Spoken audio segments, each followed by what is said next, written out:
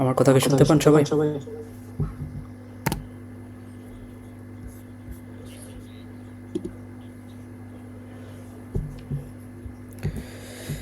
ঠিক আছে, আমি আপনাদের বোঝার সুবিধার্থে নোটপ্যাডটা অন করছি। সবাই কি নোটপ্যাড দেখতে পান? আমাকে না দেখলেও চলবে, নোটপ্যাড কি দেখতে পান সবাই? ঠিক আছে, এখনও অনেকেই জয়েন দিতেছে। তো আমাদের আজকে লাইভ সেশনটা আমরা 8টার দিকেই শুরু করতে চেয়েছিলাম। তো আপনাদের কোনো ফ্রেন্ড যদি আমাদের লাইভ সেশনে যুক্ত হইতে চায় তাদেরকে একটু নক দিবেন যেন তারা দ্রুত জয়েন হয়। আর কেউ যদি জয়েন দিতে না পারে, আমাদের লাইভ সেশনটা রেকর্ডেড থাকবে এবং রেকর্ড হচ্ছে এটা আমাদের ইউটিউব চ্যানেল কিংবা আপনাদের টেলিগ্রাম গ্রুপে এটার লিঙ্ক দিয়ে দেওয়া হবে, আপনারা পরবর্তীতেও এখান থেকে দেখে নিতে পারবেন। আমাদের এখানে অলরেডি 20 জনের মতো জয়েন হয়েছে। ঠিক আছে, আমরা শুরু করি। আস্তে আস্তে হয়তো আরও মানুষ জয়েন করবে, কারণ আজকে আমরা অনেকগুলো ইম্পর্ট্যান্ট টপিকস নিয়ে আপনাদের সাথে আর কি ডিসকাস করব।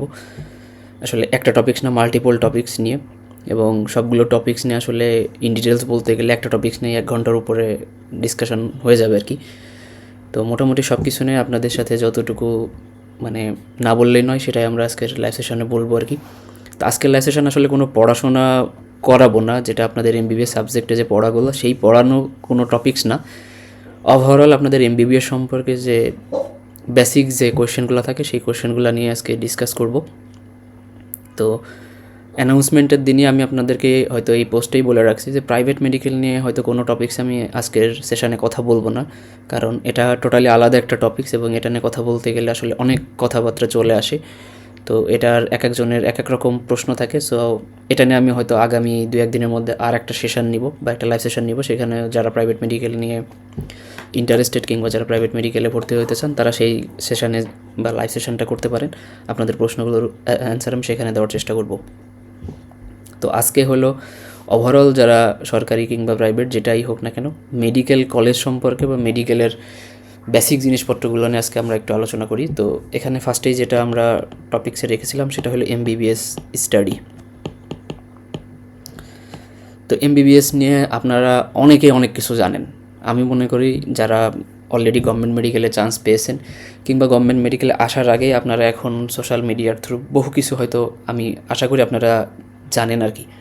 এখানকার পড়াশোনা, এখানকার লাইফস্টাইল, এখানকার কারিকুলাম, কীভাবে পড়াশোনা করতে হয়, বিফোর এমবিবিএস, আফটার এমবিবিএস, মোটামুটি সব কিছু সম্পর্কে আপনাদের ওভারঅল মোটামুটি অনেকেরই অনেক ধারণা আছে। তো তারপর আমি ধরে নিচ্ছি যে আপনারা মেডিকেল সম্পর্কে কিছুই জানেন না, মানে এটা আবার কেউ মাইন্ড করেন না, আমি জাস্ট ধরে নিচ্ছি যে আপনারা কিছুই জানেন না। তো সেই হিসেবে আমি আপনাদেরকে বিষয়গুলো বা ইনফরমেশনগুলো আমি সেভাবেই দেওয়ার চেষ্টা করতেছি। তো দেখেন, এমবিবিএস স্টাডি একটা লং স্টাডি বা MBBS degree itself is a marathon, কারণ এখানে আপনাকে 5 বছর পড়তে হবে প্লাস 1 বছর ইন্টার্নশিপ করতে হবে। এই হলো টোটাল 6 বছর। এটা হলো রেগুলার সময়। আপনি যদি রেগুলারে পাশ করেন সব কিছু, ঠিক আছে, আপনি যদি কোথাও কোনো জায়গায় আটকে না যান, কোনো জায়গায় যদি আপনি সাপ্লি না খান, কোথাও কোনো ফেল না করেন, এবং আপনি যদি সব কিছু একদম রেগুলার এবং আপনাদের টাইম শিডিউলের মধ্যে যদি আপনি সব কিছু পাস করে যান, তাহলে এটা হলো আপনার মিনিমাম আপনার 6 বছর লাগবে টোটাল ইন্টার্নশিপ কমপ্লিট করে একজন ডাক্তার হইতে।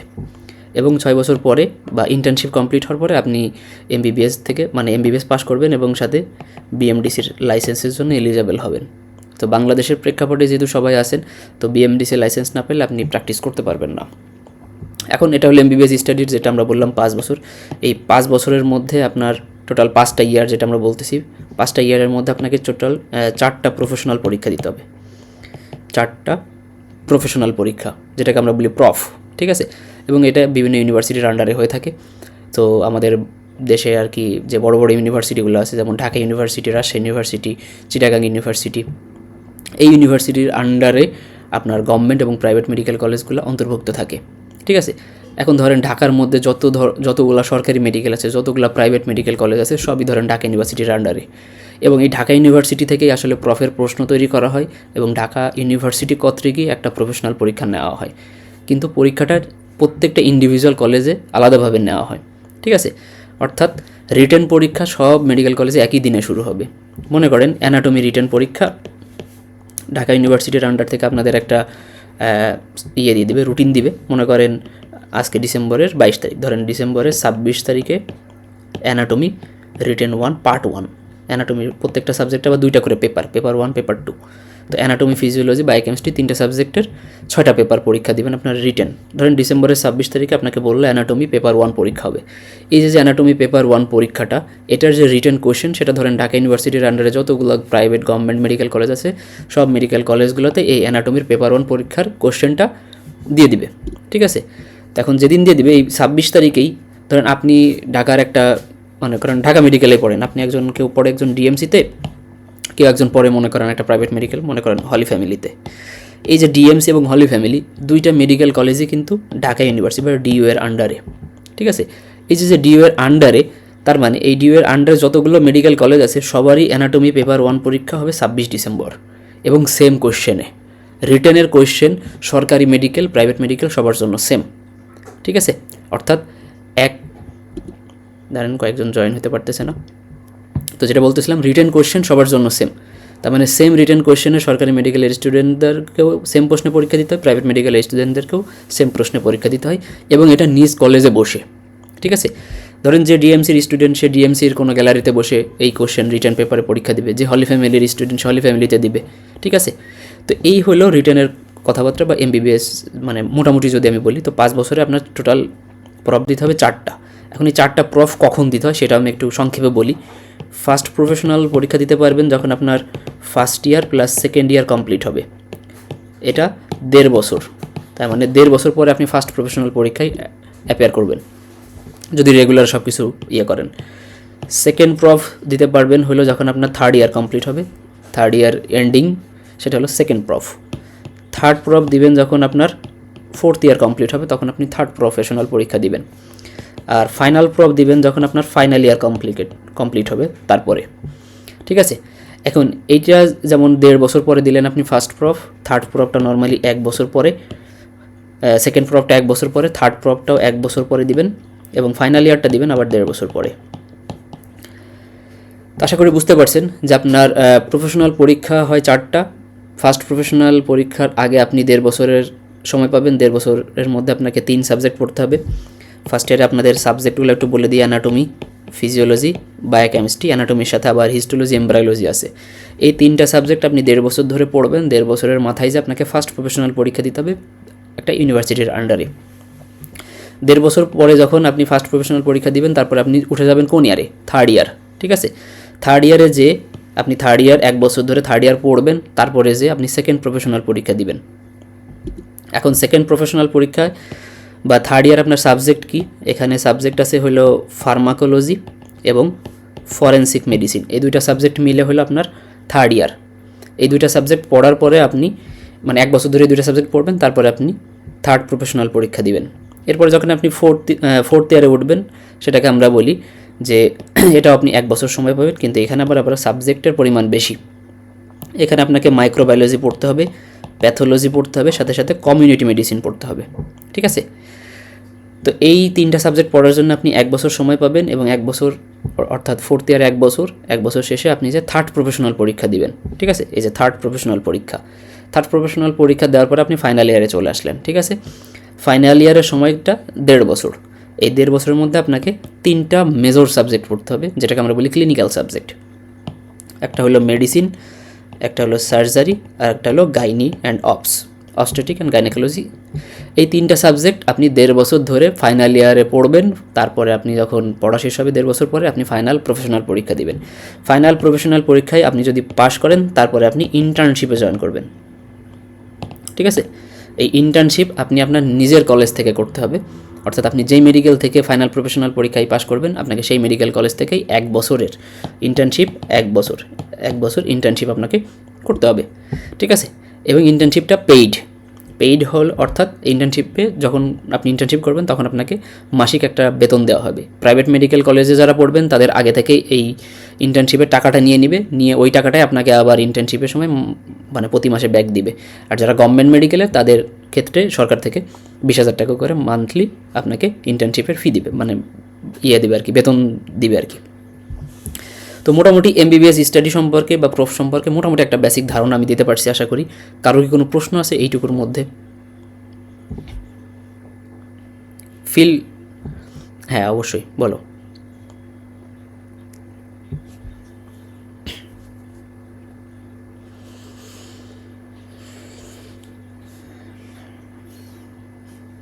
এখন একটা নিয়ম এটা যেহেতু একটা প্রাইভেট মেডিকেলের কথাবার্তা চলে আসে, আমি বলছিলাম যে এটা নিয়ে আমি একটু বিস্তর আলোচনা করব একটা নতুন সেশনে। তো এটা আসলে বিষয়টা অনেক কিছুর উপর ডিপেন্ডেন্ট। তো তোমাদের এই 5 বছরের কারিকুলামে হলো 60 মান্থ হিসাব করা হয়, 60 মাস, ঠিক আছে। তো 60 মাসের বেতন তোমাকে দেওয়া লাগবে। এই 60 মাস মানে হলো 5 বছরে, 5 বারং 60। তো এই 60 মাসের বেতন তোমার দেওয়া লাগবে। এখন তুমি ফার্স্ট প্রফেশনাল পরীক্ষা যদি 3-4 বছরে কেউ একজন ধরো ফার্স্ট প্রফেশনাল পরীক্ষায় 3-4 বার ফেল করছে, বা সে দেখা গেলো ফার্স্ট ইয়ার বা সেকেন্ড ইয়ারেই তার 5 বছর বা এই 60 মাস ধরে সে এই 2 ইয়ারেই পড়ে আছে, সে ওই 60 মাসের বেতন দিবে, ঠিক আছে। 60 মাসের বেশি বেতন দিবে না। তারপরেও যদি সে ফেল করতে থাকে তারপরে আর মান্থলি বেতনটা নেয় না। এখন এটা আবার বিভিন্ন প্রাইভেট মেডিকেলের ক্ষেত্রে আলাদা, ঠিক আছে। এটা নিয়ে আমি বিস্তারিত পরের সেশনে আলোচনা করব প্রাইভেট মেডিকেল নিয়ে। তো আজকে আমি এই বিষয়ে আলোচনা করতে চাইতেছি না। আমি ধরে রাও যে মনে করো যে এখানে যা হবে সব রেগুলারের কথাবার্তা আসতেছে, ঠিক আছে। তোমার যে প্রশ্ন আছে সেটা তুমি নেক্সট সেশনে যখন আমি প্রাইভেট মেডিকেল কলেজগুলো নিয়ে আলোচনা করবো তখন তুমি আমাকে একটু জিজ্ঞেস করো, আমি যতটুকু জানি সেটার বেসিসে ইনফরমেশন তোমাদেরকে দেওয়ার চেষ্টা করব। হ্যাঁ বলো।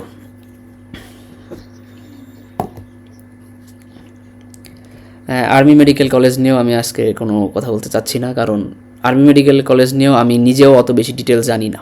এটা হলো একদম অনেস্ট অ্যান্সার। কারণ আর্মি মেডিকেল কলেজের ভিতরে কিছু ইন্টারনাল অনেক ব্যাপার স্যাপার থাকে, এটা সম্পর্কে আমার অত বেশি নলেজ নাই। হ্যাঁ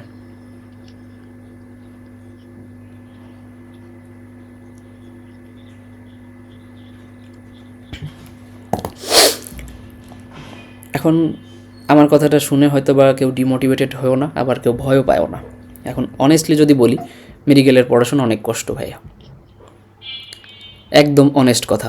মেডিকেলকে যদি তুমি একদম মনে করো যে ইন্টারমিডিয়েটের মতো পড়াশোনা, তাহলে আমি বলবো যে একদম ভুল করতেছো। ইন্টারমিডিয়েটে যে পরিমাণ কষ্ট করছে, মানে তোমরা যেরকম কষ্ট করছো বা যারা অ্যাকচুয়ালি কষ্ট করছে ইন্টারমিডিয়েটে, তারাই দেখবা যে ভালো রেজাল্ট করছে। অথবা দেখা গেলো অনেকে কষ্ট করছে কিন্তু রেজাল্ট ভালো হয় নাই। বাট দিন শেষে ওইটা ম্যাটার করে না যে কে কষ্ট করছে কে কষ্ট করে নাই, দিন শেষে রেজাল্টটা মুখ্য। কিন্তু মেডিকেলে আসলে তোমাকে কষ্ট করাই লাগবে। এখানে রেজাল্টের থেকেও কষ্ট না করলে তুমি রেজাল্ট একটা না একটা জায়গায় তুমি আটকাবাই। আর যেহেতু এমবিবিএস স্টাডি নিয়ে আমি মানে এই টপিকটা নিয়ে কথা বলা শুরু করছি, সেহেতু একটা কথা বলি। এই এক্সাম রিলেটেড কথা নিয়ে আমি একটু পরে আবার আসবো সেখানে। এখানে তোমাদের ধরো যদি আমি 7 দিনের কথা চিন্তা করি, ধরো আমি এখানে 7 দিনের ধরলাম আর কি। তো ধরো এই 7 দিনের 7ম দিন হলো ফ্রাইডে। তো ফ্রাইডে নর্মালি মেডিকেল কলেজগুলো বন্ধ থাকে, ঠিক আছে। অন্যান্য জায়গায় 2 দিন ছুটি থাকে, কিন্তু মেডিকেল কলেজগুলোতে 1 দিনের ছুটি থাকে, শুক্রবার। এই যে ধরো 6 দিন তোমার হাতে, 6 দিন আছে, এই 6 দিন তোমার ক্লাস হবে।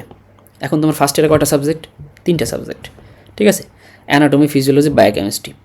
এখন এই যে 6 দিনের মানে 6 দিন তোমার ক্লাস হবে, এই 6 দিনে তো তোমাকে প্রত্যেক ডিপার্টমেন্টেই ক্লাস করা লাগবে। অ্যানাটমিও করতে হবে, ফিজিওলজিও করতে হবে, বায়োকেমিস্ট্রিও করতে হবে।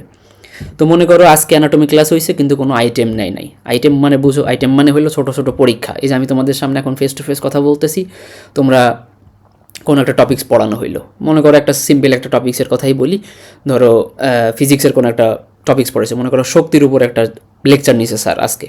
তো মনে করো আমি তোমাদের একটা শক্তির উপরে একটা লেকচার নিলাম, নিয়ে আমি বললাম যে হ্যাঁ আজকে 1 তারিখ আমি তোমাদের শক্তির উপরে লেকচার নিছি, আমি এই জিনিসগুলো পড়াইছি, তোমরা 3 তারিখে এই শক্তির উপরে একটা পরীক্ষা দিবা, ঠিক আছে। তাহলে 1 তারিখে আমি লেকচার নিলাম, তোমাদেরকে আমি ডেট দিলাম 3 তারিখ। এই 3 তারিখে তোমাদের কি বললাম যে 3 তারিখে এই শক্তির উপরে তোমরা সবাই মিলে এসে আমার কাছে ভাইবা পরীক্ষা দিবা।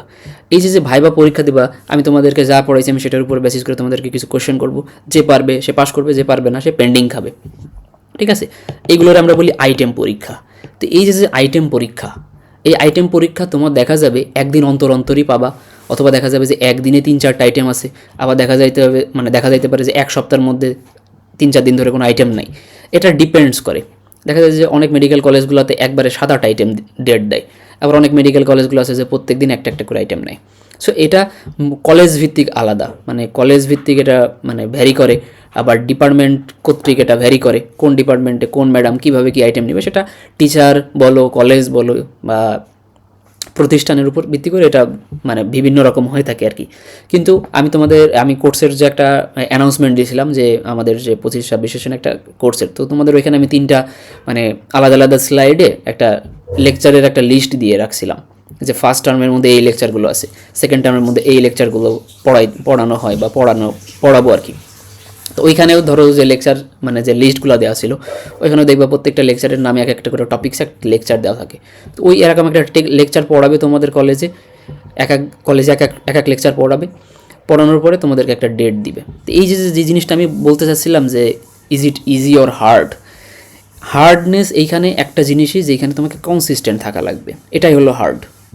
এখন ধরো তোমাদের এই যে প্রতিনিয়ত যে পরীক্ষার মধ্যে থাকবা, এটা হয়তো বা অনেকেই তোমরা ইন্টারমিডিয়েট লাইফে এই লাইফ ফেস করো নাই।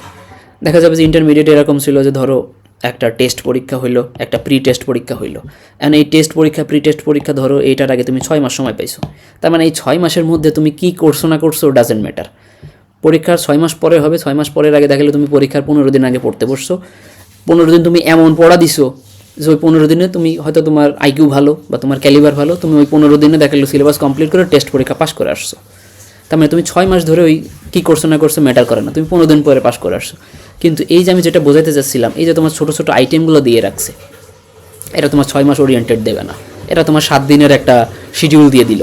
দেখা গেলো আজকে আমি বললাম যে এই 1 তারিখে ধরো তোমার অ্যানাটমি আইটেম আছে, ধরো 2 তারিখে কোনো আইটেম নাই, 3 তারিখে গেলা, 3 তারিখে দেখা গেলো ফিজিওলজি ডিপার্টমেন্ট থেকে একটা আইটেম দিছে, বায়োকেমিস্ট্রি থেকে একটা আইটেম দিছে, তখন তুমি কী করবা? তখন তো তোমার ওই 6 মাস সময় দেয় নাই, বা টেস্টের আগে যে আমি এক রাতে পড়ে কোপাই দিব, ওরকম কোনো মেন্টালিটি এখানে রাখলে হবে না। তোমাকে এখানে কনসিস্টেন্ট থাকা লাগবে। তোমাকে 1 তারিখের ক্লাসেও জয়েন করা লাগবে, 2 তারিখের ক্লাসেও জয়েন করা লাগবে, 3 তারিখের ক্লাসেও জয়েন করা লাগবে। ঠিক আছে? এখানে হার্ডনেস না, এখানে তোমার কনসিস্টেন্ট থাকা লাগবে, রেগুলার থাকা লাগবে। তুমি যদি কনসিস্টেন্ট থাকো, রেগুলার থাকো, তাহলে মেডিকেল ইজি। যদি কনসিস্টেন্ট না থাকো, রেগুলার না থাকো, মেডিকেল খুবই টাফ। এখানে এসে ডিপ্রেশনে পড়ে যাবা যে এত প্যারা কেন। প্যারা না, প্যারা হয়ে যাবে যদি তুমি রেগুলারিটি মেনটেন না করো। এই যে 1 তারিখের ক্লাসে আসছে, সে জানে ওই 1 তারিখে অ্যানাটমি কী পড়ানো হয়েছে। সে 2 তারিখে যদি আইটেম নাই, সে বুঝবে যে স্যার আমার 1 তারিখে কী পড়াইছে। কিন্তু ধরো কেউ 1 তারিখের ক্লাসে আসে নাই, সে 2 তারিখে আইটেম দিতে গেলেই ধরা খাবে, বা আর একজনের কাছ থেকে শুনে সে আর কতটুকুই বা বলতে পারবে। দেখালো শুনেও সে দেখালো 2 তারিখের আইটেম ক্লিয়ার করে ফেলছে। কিন্তু সে যদি এরকম কন্টিনিউয়াসলি যদি সে মানে মিস করে, ক্লাস বাঙ্ক করে, ক্লাসে অ্যাবসেন্ট থাকে, সে তো জানতে পারবে না অ্যাকচুয়ালি কোন স্যার কীভাবে কী জিজ্ঞেস করে। ঠিক আছে? সমস্যা এখানেই, কারণ এখানে তোমাকে প্রত্যেকটা পরীক্ষা ভাইভাতে পাস করতে হবে, এখানে রিটেন না। ঠিক আছে? এখানে রিটেনে তুমি পাস করে যাবে আন্দাজে লিখলেও, কিন্তু ভাইভাতেই তুমি আটকে যাবা। মেডিকেলে পাস করাই হলো মেইন জিনিস, হলো ভাইবা। এখন তুমি ভাইভাতে যেয়ে তো আর কারোর হেল্প পাবা না। রিটেনের সময় পরীক্ষা দিলা, রিটেনে তোমার পিছনে কে আসে তুমি তারটা দেখে দেখে লিখে দিলা, বা সামনে কে আছে তুমি তার থেকে শুনে লিখে দিলা। কিন্তু ভাইবা বোর্ডে যেহেতু তোমাকে কেউ হেল্প করবে না, তুমি একা একা যাবা, স্যার তোমার সামনে বসে ভাইবা নিবে, সাথে কোনো বই থাকবে না, খাতা থাকবে না, কিচ্ছু থাকবে না, ইনস্ট্যান্ট তোমাকে প্রশ্ন করবে, ইনস্ট্যান্ট তোমাকে অ্যান্সার দেওয়া লাগবে। So it's quite hard. তো সমস্যা হলো এইখানেই। হ্যাঁ বলো।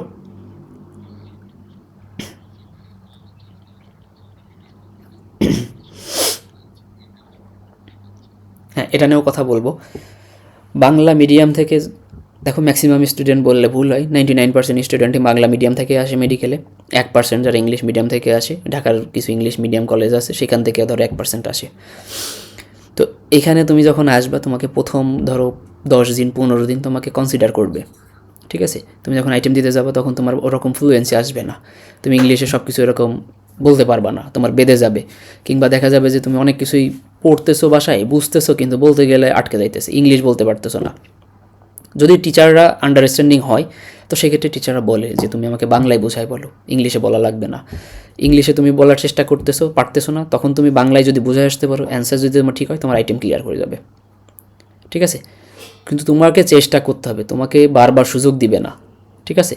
ধরো প্রথম 15 দিন 20 দিন তোমার এই উইকনেসটা স্যার ম্যাডাম কনসিডার করবে, বলবে যে ঠিক আছে তোমরা নতুন আসছো, মেডিকেলের সাথে মানিয়ে নিতে সমস্যা হচ্ছে, বা ইংলিশ তোমরা পারো না, বা ইংলিশ ওভাবে কখনো বলার অভ্যাস হয় নাই, সো তোমরা এইভাবে বলার চেষ্টা করো। এই জিনিসটা প্রথম কয়েকদিন কনসিডার করবে, সর্বোচ্চ 1 মাস কনসিডার করবে, কিন্তু 2 মাসের মাথা থেকে তোমাকে ইংলিশে বলার অভ্যাস করতে হবে, ইংলিশে প্র্যাকটিস করা লাগবে। আমি আমার কোর্সের স্টুডেন্টদের আগে তোমাদের আগে যে সকল ব্যাচ পড়ানো হয়েছে, আমি সবাইকে ওভাবে পড়ানো শুরু করছি। আমি শুরুর দিকে লেকচারগুলো বাংলা নিতাম, কিন্তু আমি পরবর্তীতে বাংলাই নিতাম, কিন্তু আমি যখন প্রশ্ন করা বা আমি যখন পরীক্ষা নিতাম, আমি তখন ইংলিশেই প্রশ্ন করতাম। এতে হয়তো কি ওরা আমার সাথে ইউজড হয়ে যাইতো, কারণ আমি তো তোমাদেরকে পাস ফেল করাবো না, মানে আমি যে যদি পরীক্ষা নিই আমার হাতে তো পাস ফেল নাই, কিন্তু আমার কাছে যখন কেউ ভাইবা দিত তখন তার মধ্যে ওই জড়তাটা কেটে যাইতো যে হ্যাঁ ভাইয়ের কাছে তো ভুল বললেও ভাইয়ার তো আমাকে ফেল করাবে না। তো একটা বলতে বলতে একটা আসতো, অর্থাৎ যেখানে ভয় নাই সেখানে বললে পরে কনফিডেন্স আসে, কিন্তু যেইখানে ধরো পাস ফেলের একটা বিষয় সেখানে যেহেতু আমার হয়তো এক্সপেরিমেন্ট করার সুযোগ থাকে না, তো তখন দেখা যায় তো যে ওই স্যার ম্যাডামদের সামনে যাদের আগে থেকে বলার এক্সপিরিয়েন্স থাকে না তারা স্যার ম্যাডামদের সামনে যেয়ে দেখা যায় যে ভয়ে কাঁপতে থাকে, ঠিক আছে, থ্রট ব্লক হয়ে যায়, মাথা ব্লাঙ্ক হয়ে যায়, কী বলবো না বলবো মানে বুঝে উঠতে পারে না। দেখা যায় যে সে খুব ভালো স্টুডেন্ট, সবই পড়ছে, সারা রাত ধরে কষ্ট করে পড়ছে, কিন্তু পরীক্ষা যখন ভাইবা বোর্ডে দিয়ে গেছে ভাইবাতে যায় আর পারতেছে না, এই জিনিসটা হয়। তো এই জিনিসটা হলো প্র্যাকটিসের উপরে, ঠিক আছে, যত বেশি প্র্যাকটিস করবো তত বেশি এই জিনিসটা আসবে। আমার সাথে প্র্যাকটিস করো, আয়নার সামনে দ্বারা প্র্যাকটিস করো, নিজে একটা রিডিং পার্টনার বানাও, তার সাথে প্র্যাকটিস করো, যত প্র্যাকটিস করবা এই বলার ফ্লুয়েন্সি তত আসবে, ইংলিশ বলার ফ্লুয়েন্সিও ঠিক ততটাই আসবে, ঠিক আছে। প্রথম দিকে তোমাদের কনসিডার করবে, স্যার ম্যাম সবাই নর্মালি কনসিডার করে, কিন্তু পরবর্তীতে মানে আরও কয়েক মাস চলে গেলে তখন স্যার ম্যাডামরা তোমাদের থেকে এক্সপেকটেশন করা শুরু করবে যে একটু ইংলিশে বলো, না পারলেও তখন বলবে যে একটু বলার চেষ্টা করো দেখি হয় কি না। তো তখন ওই জিনিসটা আস্তে আস্তে জড়তা আস্তে আস্তে কাটবে, একবারে কাটবে না, কিন্তু জড়তা কাটাইতে হলে জিনিসগুলো তোমাকে চর্চা করতে হবে, কারণ ইংলিশে বলার অভ্যাস ইন্টারমিডিয়েটে তো হওয়ার কথা না, বা এর আগের কোনো মানে হাই স্কুল বলো কলেজ বলো কোনো জায়গায় তোমাদের ইংলিশে ভাইবা আজ পর্যন্ত তোমরা ফেস করো নাই। তো এই কারণে এই জিনিসগুলো একটু টাফ, ঠিক আছে, বাট এটা প্র্যাকটিস করতে করতে এটা আসলে হয়ে যায়, ওভারকাম করা যায় আর কি, বুঝতে পারছো?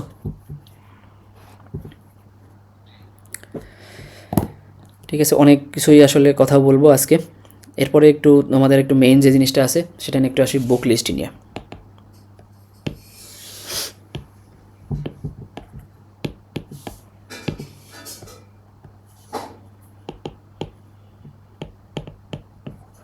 বুক লিস্ট তোমাদের সাবজেক্ট হলো 3টা।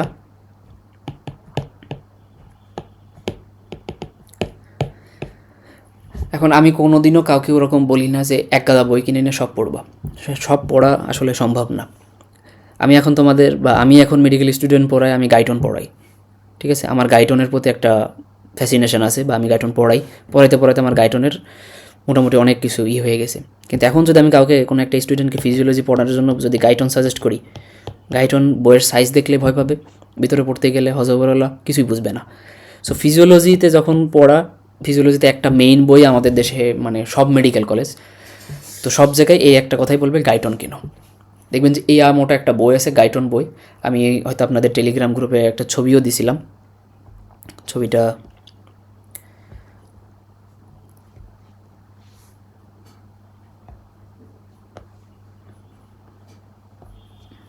এই যে এখানে একটু খেয়াল করেন, এই যে মেডিকেল ফিজিওলজি দেখেন, এই যে নীল কালারের যে বইটা দেখতেছেন এটা হলো গাইটন অ্যান্ড হল টেক্সট বুক, ঠিক আছে, গাইটন অ্যান্ড হল বলি আমরা, এটা হলো 14th এডিশন, এখন মানে 15 এডিশন আসবে আপনাদের সময়, বাট এডিশনগুলো 3-4 বছরের মধ্যে চেঞ্জ হয় না, এডিশন চেঞ্জ হলেও ভিতরে সব কিছু একই রকম থাকে। তো এইখানে যেটা দেখতেছেন এই যে নীল কালারের এরকম এই বইটাকে আমরা বলি গাইটন অ্যান্ড হল মেডিকেল ফিজিওলজি, একটু জুম করলে দেখলে এই যে এটা, ঠিক আছে, দেখেন এই বইটা হলো একটা মোটা একটা বই, এর মধ্যে পড়তে গেলে প্রথম দিকে খুললে কিছুই বুঝবেন না, ঠিক আছে, এটা হলো গাইটন অ্যান্ড হল, এটা হলো ফিজিওলজির টেক্সট বই, কিন্তু আলটিমেটলি সবাই পড়ে হলো গাইড বই, ঠিক আছে, যেটা নোট বই বলে। আপনার ইন্টারমিডিয়েটে যেমন নোট বই পড়ে আসছেন, মেডিকেলের বইগুলোর মধ্যে এরকম গাইড বই আছে, তো পোলাপান এই গাইড বইগুলো পড়েই আসলে ফিজিওলজি পাস করে।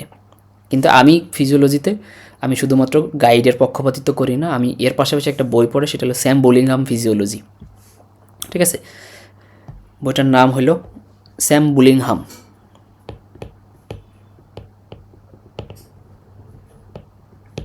স্যাম বুলিংহাম ফিজিওলজি, এটা একটা টেক্সট বই, কিন্তু বাংলাদেশের সব মেডিকেল কলেজে এটা ফলো করে না, সবাই ফলো করে গাইটন, বলে গাইটন কিন্তু পড়েন অ্যাকচুয়ালি, ঠিক আছে, কিন্তু স্যাম বুলিংহাম বইটা চিকন, মানে অনেকটা নোট বইয়ের মতোই, অ্যান্ড খুবই সুন্দর সহজ ভাষায় লেখা, গাইটনের মতো অত কঠিন ভাষায় লেখা না। আমি এটা সবসময় পড়াই, ইভেন আমি গাইটনও পড়াই, দুইটাই পড়াই, বাট আমি চেষ্টা করি গাইটন এবং স্যাম বুলিংহাম দুইটার কম্বিনেশন করে আমি সবসময় পিডিএফ বানানোর চেষ্টা করি, আমি দুইটা থেকেই ফলো করে আসলে লেকচারগুলো তৈরি করি আর কি।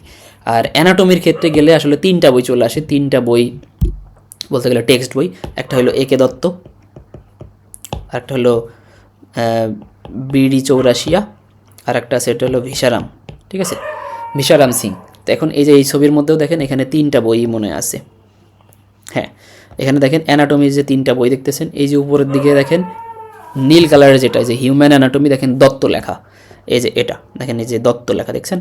তো এই যে উপরের দিকে যে নীল কালারে দেখেন, এখানে কিন্তু এই দত্তর খণ্ড হলো 4টা খণ্ড, ঠিক আছে। দেখেন এই যে পাশে লেখা আছে 1 2 3 4, এই 4 খণ্ডের দত্ত হয়ে থাকে, ঠিক আছে। একে দত্ত, আমরা এটাকে বলি একে দত্তর অ্যানাটমি।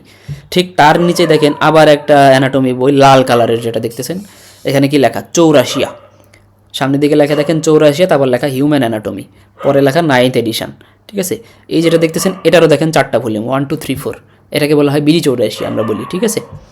এর নিচে দেখেন লেখা সিং লেখে যে বইটা দেখতেছেন, এটাকে আমরা বলি ভিশারাম সিংয়ের বই, ঠিক আছে। ভলিউম এটা 3টা, ভলিউম 1 2 3।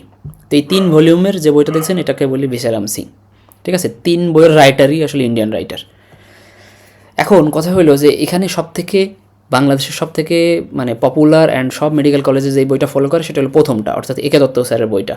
তারপরে যেটা পপুলার সেটা হলো বিডি 84, তারপরে যেটা পপুলার সেটা হলো সিং, ঠিক আছে, ভিশারাম সিং। কিন্তু এখানে সবথেকে সহজ ভাষায় যেটা লেখা সেটা হলো ভিশারাম সিং স্যারের বই, যেটা একদম নিচের দিকে, ঠিক আছে। এই বইটা হলো সবথেকে সহজ ভাষায় লেখা for heart part and soft part. Heart part বলতে হলো বোনস, হাড্ডিগুড্ডি নিয়ে যে কথাবার্তাগুলো হয় সেগুলোর বলা হয় হার্ট পার্ট, আর সফট পার্ট বলতে বোঝায় হলো যে অর্গানগুলো নিয়ে, ধরেন হার্ট, লাং, কিডনি, ঠিক আছে, স্টোমাক, এই জিনিসগুলোকে আমরা বলি হলো সফট পার্ট। এখন হার্ট পার্টের জন্য আবার এই 84 ভালো, ঠিক আছে। হার্ট পার্টের জন্য 84 ভালো, এখানে ছবিগুলো খুব সুন্দর করে দেওয়া থাকে, ঠিক আছে, মানে বোনসের ছবিগুলো সুন্দর আঁকানো থাকে। আবার সফট পার্টের জন্য একে দত্ত ভালো, মানে এখানে এই অর্গান রিলেটেড জিনিসপত্রগুলো এখানে খুব সুন্দর করে দেয়, অনেক বেশি ইনফরমেশন দেয় একে দত্তর বইয়ে, ঠিক আছে। কেউ যদি ইনফরমেশন গ্যাদার করতে চান সেক্ষেত্রে একে দত্ত বেস্ট। কেউ যদি হার্ট পার্ট ছবি দেখে দেখে খুব সুন্দর করে পড়তে চান সেক্ষেত্রে বিডি 84 বেস্ট। আর যদি কেউ দুইটার কম্বিনেশনে সহজভাবে পড়াশোনা করতে চান, সহজভাবে বুঝতে চান, তাহলে হলো ভিশারাম সিং স্যারের বই বেস্ট। আমি নর্মালি 3টা বই ফলো করি, বাট সবথেকে বেশি ফলো করি ভিশারাম সিং স্যারের বই, এটা স্টুডেন্ট ফ্রেন্ডলি। আমি যেহেতু পড়াই, সে তো আমার কাছে মনে হয় যে আমি কাউকে পড়াইতেছি, সে যদি কিছু না বোঝে তাহলে আমার কাছে পড়ানোটা বৃথা, ঠিক আছে। আমার একে দত্ত পড়াইতেও সমস্যা নাই, বিডি 84 পড়াইতেও সমস্যা নাই, ভিশারাম সিং স্যারের বই পড়াইতেও সমস্যা নাই। কিন্তু আমার কথা হলো যে আমি তো সবই বুঝি, কিন্তু আমি যাকে বোঝাচ্ছি সে বুঝতেছে কি না। কারণ আমি যাকে বোঝানোর জন্য পড়াচ্ছি সে যদি না বুঝতে পারে তাহলে আমার পড়ানো বৃথা, আর আমার পড়ানো বৃথা হইলে আমার এত কিছু জেনে লাভ কী। তো আমি সবসময় চেষ্টা করি স্টুডেন্ট ফ্রেন্ডলি জিনিসগুলো আলোচনা করার, তো আমি সেই ক্ষেত্রে ভিশারাম সিং স্যারের বই ফলো করি বেশি। পাশাপাশি এই 2টা এবং এইটা 3টা মিলে আমি নোট করি, অর্থাৎ আমি নোট করি 3টা মিলে, পড়াই ভিশারাম সিং, কিন্তু নোট দেই আমি 3 সাবজেক্টের, মানে 3টা বইয়ের কম্বিনেশন আমি নোট দিই, ঠিক আছে। আর আরেকটা আছে বায়োকেমিস্ট্রি, এটা একটাই বই পড়বেন আপনারা, এবিসি বায়োকেমিস্ট্রি, মোজাম্মেল হক স্যারের বই, উনি বাংলাদেশি রাইটার। এবিসি এটার আসলে কেউ মানে টেক্সট বই হিসেবে বাংলাদেশের কোনো প্রফেসর গোনায় ধরে না, কিন্তু এটাই আসলে পড়ে আপনি আর বায়োকেমিস্ট্রি কিছুই লাগবে না। এর পাশাপাশি আপনারা বহু রকম বই পাবেন, আপনাদের কলেজ থেকে যখন বুক লিস্ট দেওয়া হবে হাজার হাজার বইয়ের মধ্যে বুঝতে পারবেন না যে আপনার আসলে কোনটা দরকার, কোনটা কেনা লাগবে, কোনটা না কিনলেও নয়, কোনটা কিনলে জাস্ট ওয়েস্ট অফ মানি। আপনারা যদি কিচ্ছু না কিনতে চান অ্যানাটমিতে, আপনারা একটা বই কিনবেন, সেটা হলো ভিশারাম সিং স্যারের বই। এখন এটাও আসলে এক একজনের ক্ষেত্রে এক এক রকম পার্সপেক্টিভ থেকে এক রকম, কেউ বলবে একে দত্ত স্যারের বই বেস্ট, কেউ বলবে বিডি 84 বেস্ট, কেউ বলবে ভিশারাম বেস্ট। আমি যেমন বলতেছি আমার কাছে ভিশারাম সিং ভালো লাগে, কেউ একজন বলবে হয়তো অ্যানাটমির ক্ষেত্রে একে দত্ত ভালো লাগে। এখন এটা আসলে এক একজনের ক্ষেত্রে এক এক রকম, বই কোনোটাই খারাপ না, বই সবই ভালো, কিন্তু কথা হলো যে কে কোনটা পড়ে সুইটেবল, কে কোনটা পড়ে বুঝতে পারে, এটা পার্সন ওয়াইজ মানে এক এক রকম এক এক চয়েস করে, ঠিক আছে। ফিজিওলজির ক্ষেত্রে গাইডলাইন পড়তে পারলে ভালো, না পড়তে পারলে কেনার দরকার নেই।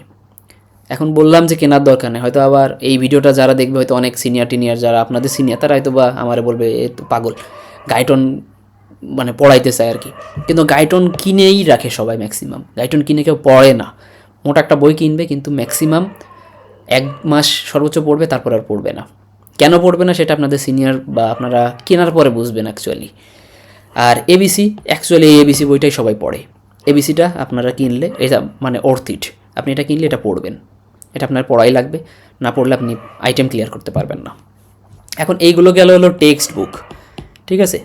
এখন এই টেক্সট বুকগুলো কখন কিনবেন? আপনি যেদিন মেডিকেল কলেজে ক্লাস করতে আসবেন ঠিক তার 2-3 দিন আগে কিনবেন, এখন কেনার দরকার নেই। আপনার কলেজ যেদিন শুরু হবে সেদিনই আপনি কিনবেন, তার 3-4 দিন আগে এটা কিনবেন, না হলে এই মুহূর্তে কেনার কোনো দরকার নেই। আপনার কলেজ শুরু হওয়ার আগে আবার নতুন এডিশন আসবে, ঠিক আছে। আর কিনবেন কোন কপি? কালার কপি কিনবেন, ঠিক আছে। অরিজিনাল কপি কিনতে যাওয়ার দরকার নেই, আবার ফটোকপি কেনার দরকার নেই, কিনবেন কালার কপি, ঠিক আছে, রঙিন কপি যেটারে বলে আর কি, একদম দেখতে অরিজিনালটার মতোই কিন্তু অরিজিনালটা না, ঠিক আছে, অরিজিনালটার দাম অনেক বেশি। যেমন ধরেন একটা গাইডন অরিজিনাল কিনতে গেলে আপনার 4-5 হাজার টাকা লাগবে। ঠিক আছে, সেখানে আপনি যদি একটা কালার কপি কেনেন 700 বা 800 টাকা লাগবে। ঠিক আছে, তাহলে অবশ্যই আপনার 4-5 হাজার টাকা দিয়ে তো অরিজিনাল বুক কেনার দরকার নেই, আপনি কালার কপি বই দিয়েই সব কিছু করতে পারবেন, একদম দেখতে হুবহু আপনার অরিজিনালটার মতোই। ঠিক আছে, এই গেল টেক্সট বই। এর পাশাপাশি লাগবে আপনার গাইড বই। গাইড বইও এক একজন এক এক জিনিস পছন্দ করে। চেষ্টা করবেন আপনার কলেজের সিনিয়ররা কোন গাইডটা ফলো করে আপনিও সেটা ফলো করার চেষ্টা করবেন। ঠিক আছে, এখন গাইডের ক্ষেত্রে ধরেন অ্যানাটমির ক্ষেত্রে যদি বলি আরিফের গাইড বই আছে, ব্লু প্রিন্ট আছে, এন্ডেভার আছে, আরও অনেক ধরনের গাইড আছে, আপনারা বাজার থেকে এগুলো কিনে নিতে পারেন। ফিজিওলজি, বায়োকেমিস্ট্রি ওগুলোর ক্ষেত্রেও এই আরিফের গাইড পাওয়া যায়, ব্লু প্রিন্ট গাইড পাওয়া যায়। ঠিক আছে, তারপরে আপনার এন্ডেভারের গাইড পাওয়া যায়।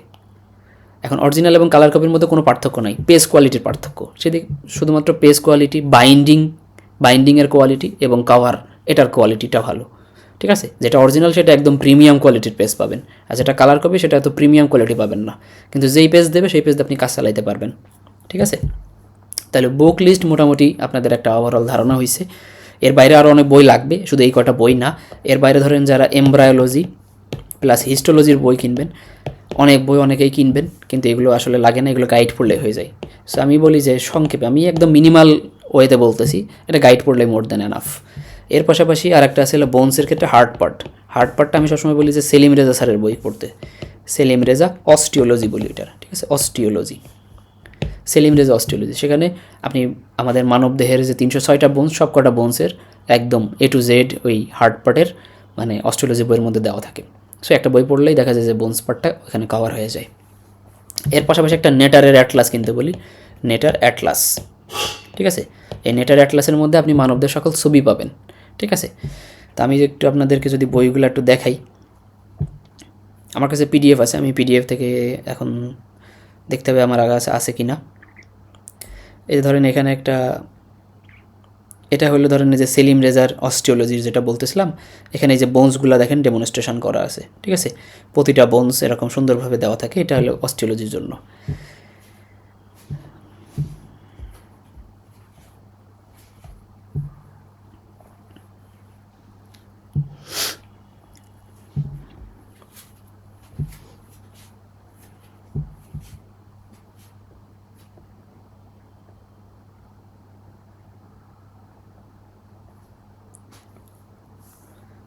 ধরেন এখানে যেমন ভিশারাম সিং অনেকগুলো বই আছে, আমি এখন যেটা দেখাতেছিলাম যেমন ধরেন নেটারের অ্যাটলাস। ঠিক আছে, এই নেটারের অ্যাটলাসের মধ্যে আপনারা কী পাবেন, শুধু ছবি পাবেন। এখানে আপনারা অ্যানাটমি আসলে ছবি না দেখে পড়লে কিছুই বুঝবেন না আগামাথা, তো সবসময় চেষ্টা করবেন ছবি দেখে দেখে পড়ার। ধরেন এখানে যেমন দেখেন এখানে ইসোফেগাসের একটা কথা বলা আছে, ল্যারিংস থেকে শুরু করে। ঠিক আছে, এখানে ইসোফেগাস সামনে থেকে দেখতে কেমন, এটা মনে করেন স্টোমাকের কী কী পার্টস আছে, এখানে সব ছবি। আপনি এই পুরো বইয়ের মধ্যে সব কালার ছবিগুলো দেখতে পারবেন। এখানে ধরেন অ্যাবডোমিনের মধ্যে কী কী অর্গান আছে, হাবিজাবি সব কিছু এখানে আপনি পাবেন ছবি। ঠিক আছে, তো এই অ্যাটলাসের মধ্যে অ্যাটলাস বা নেটার যেটাই বলি না কেন, এটার মধ্যে শুধু ছবি পাবেন আর কি, পিকচার, এবং কোয়ালিটির খুব ভালো। আপনারা যখন কিনবেন এটাও কালার কপি দেখে কিনবেন, পেজ কোয়ালিটি ভালো দেখে কিনবেন, মোর দ্যান এনাফ। তাহলে বই মোটামুটি আপনাদের এইগুলো কিনলেই হয়। বই সম্পর্কে কারো কোনো কোশ্চেন থাকলে জিজ্ঞেস করতে পারেন, নাহলে আমি অন্য টপিক্সে চলে যাব।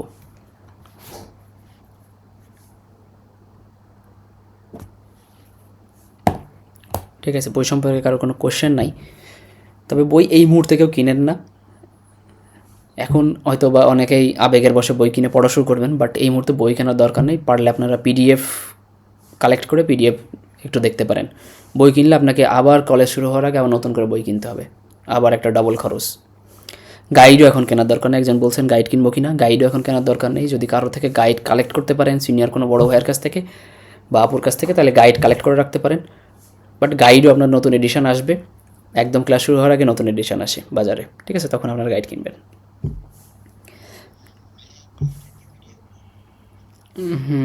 গাইডের পিডিএফ পাওয়া যায়, আমি আমার কাছে যতগুলো পিডিএফ আছে আমি আপনাদেরকে দিয়ে রাখার চেষ্টা করব। আর আমাদের টেলিগ্রাম গ্রুপেও সব বইয়ের পিডিএফ দেওয়া আছে, আপনারা ওইখানে ফাইল অপশনে যেই সব ধরনের বইয়ের পিডিএফ পাবেন। হোয়াইট অ্যাপ্রন ড্রিমার নামে একটা গ্রুপ আছে, ওইখানে সব কিছু পিডিএফ দেওয়া আছে, আপনারা ওইখানে গেলেই ফাইল অপশনে গিয়ে চেক করলেই পাবেন। ঠিক আছে, এখন আসেন কিছু অ্যাক্সেসরিজ। হ্যাঁ,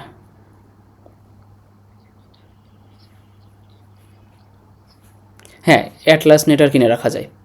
ওখানে কোনো কিছু চেঞ্জ হয় না, ওখানে যেহেতু সব পিকচার, ওইখানে ইনফরমেশন ওরকম চেঞ্জ হয় না। আপনারা যে কোনো এডিশনের অ্যাটলাস নেটার কিনলেই হবে। যদি পুরান বইও কিনে রাখেন তাতে কোনো সমস্যা নেই, আপনার জাস্ট ছবিটা দেখতে পারলেই হবে। আর যদি মনে করেন যে না আমি বই দেখে ছবি দেখবো না, আমি গুগল থেকে দেখে দেখে সব পড়বো, তাইলেও হবে। হ্যাঁ, গাইড এক এক মেডিকেল কলেজে এক এক গাইড ফলো করে। গাইড কোনো অফিসিয়াল কেউ ফলো করে না। আবারও বলতেছি, পরীক্ষার হলে যে কখনও বলবেন না আমি গাইড পড়ে আসছি। গাইড নিয়ে কখনো কলেজেও যাবেন না। গাইড মানে কোন গাইড আপনার কলেজের ফলো করে সেটা হলে আপনি আপনার সিনিয়রদের কাছে শুনবেন। আপনার ইমিডিয়েট সিনিয়ররা কোন গাইড পড়ে পাস করছে সেটা আপনার ফলো করবেন। আমি যদি আমার কলেজ বলি তাহলে আমার কলেজে ধরেন আরিফসের অ্যানাটমি গাইড পড়ে সবাই পাস করছে।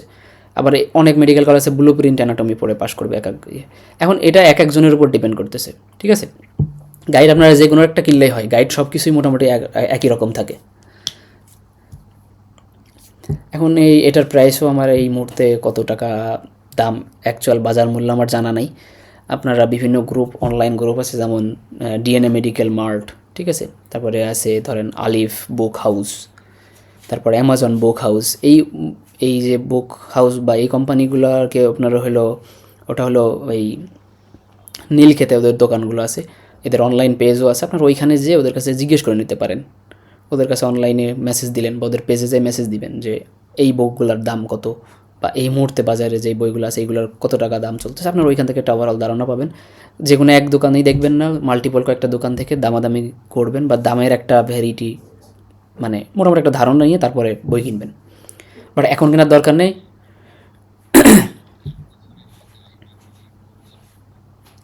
হ্যাঁ, আইপ্যাড আমি যেমন এখন তোমাদের যেটা করছি সেটা আমি আইপ্যাডে দেখাইতেছি। আমি আইপ্যাড ইউজ করি, সেহেতু আমি আইপ্যাড সম্পর্কে জানি। আমি অ্যান্ড্রয়েডের কোনো প্যাড ইউজ করি না, সো এই সম্পর্কে আমার কোনো ধারণা নাই। তো আইপ্যাড খুবই স্মুথ, আইপ্যাড স্মুথ। আইপ্যাড মানে বলা যায় যে নোট করার জন্য আইপ্যাড বেস্ট। কেউ যদি মানে মনে করো যে আমি বই খাতা কিচ্ছু কিনবো না, আমি শুধু একটা আইপ্যাড কিনবো আর বাকি সব কিছুর বই টই যা আছে হাবিজাবি সব কিছু আমি একদম পিডিএফ করে রাখবো, সেটাও করতে পারো, ঠিক আছে, কোনো সমস্যা নেই।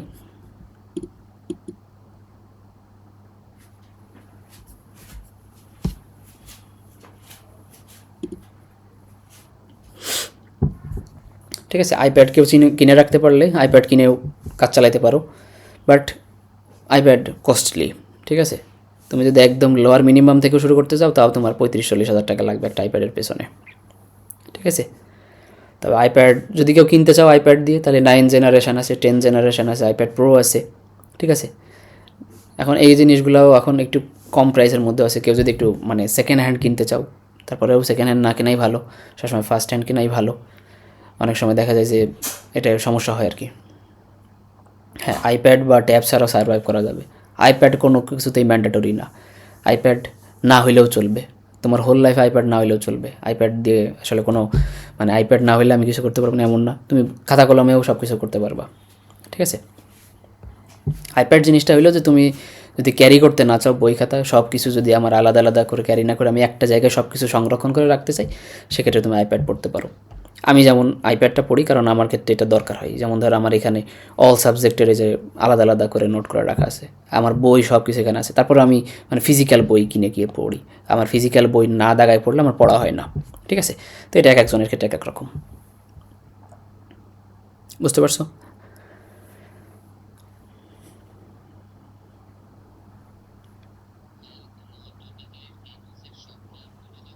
না, কখনোই না, কোনো কিছুর A to Z কখনোই লাগে না।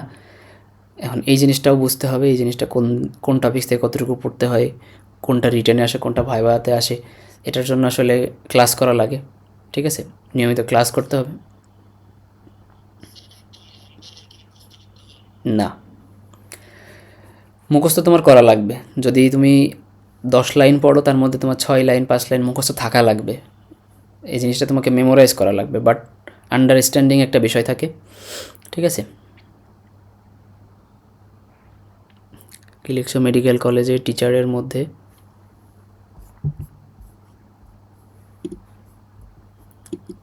একজন একটা কোশ্চেন লিখছো যে টিচারের মধ্যে আমরা তৈরি করে ইমপ্রেশন পাস ফেলে কতটা ভ্যারি করে? পুরোটাই ভ্যারি করে। মেডিকেলে ইমপ্রেশন অনেক কিছু ম্যাটার করে, ঠিক আছে। প্রথম দিকে যে যদি পারফরমেন্স ভালো হয় তো টিচারদের মধ্যে একটা ইমপ্রেশন তৈরি হয়েছে যে না এই স্টুডেন্টটা ভালো বা এই স্টুডেন্টটা মানে যেটা আর কি একটা ইমপ্রেশন তৈরি হয়ে যায়, যেরকম ভালো স্টুডেন্ট বা খারাপ স্টুডেন্টের একটা ইমপ্রেশন, ঠিক আছে। তো আমি আমার কোর্সগুলো সবসময় 1-1.5 মাস আগেই আমি শুরু করার চেষ্টা করি। যেমন ধরো আমি তোমাদের ব্যাচের কোর্স শুরু করবো জানুয়ারি মাস থেকে, ঠিক আছে, কিন্তু তোমাদের ক্লাস শুরু হবে হয়তো বা মার্চ এপ্রিলের দিকে যে শুরু হবে আর কি, ঠিক আছে।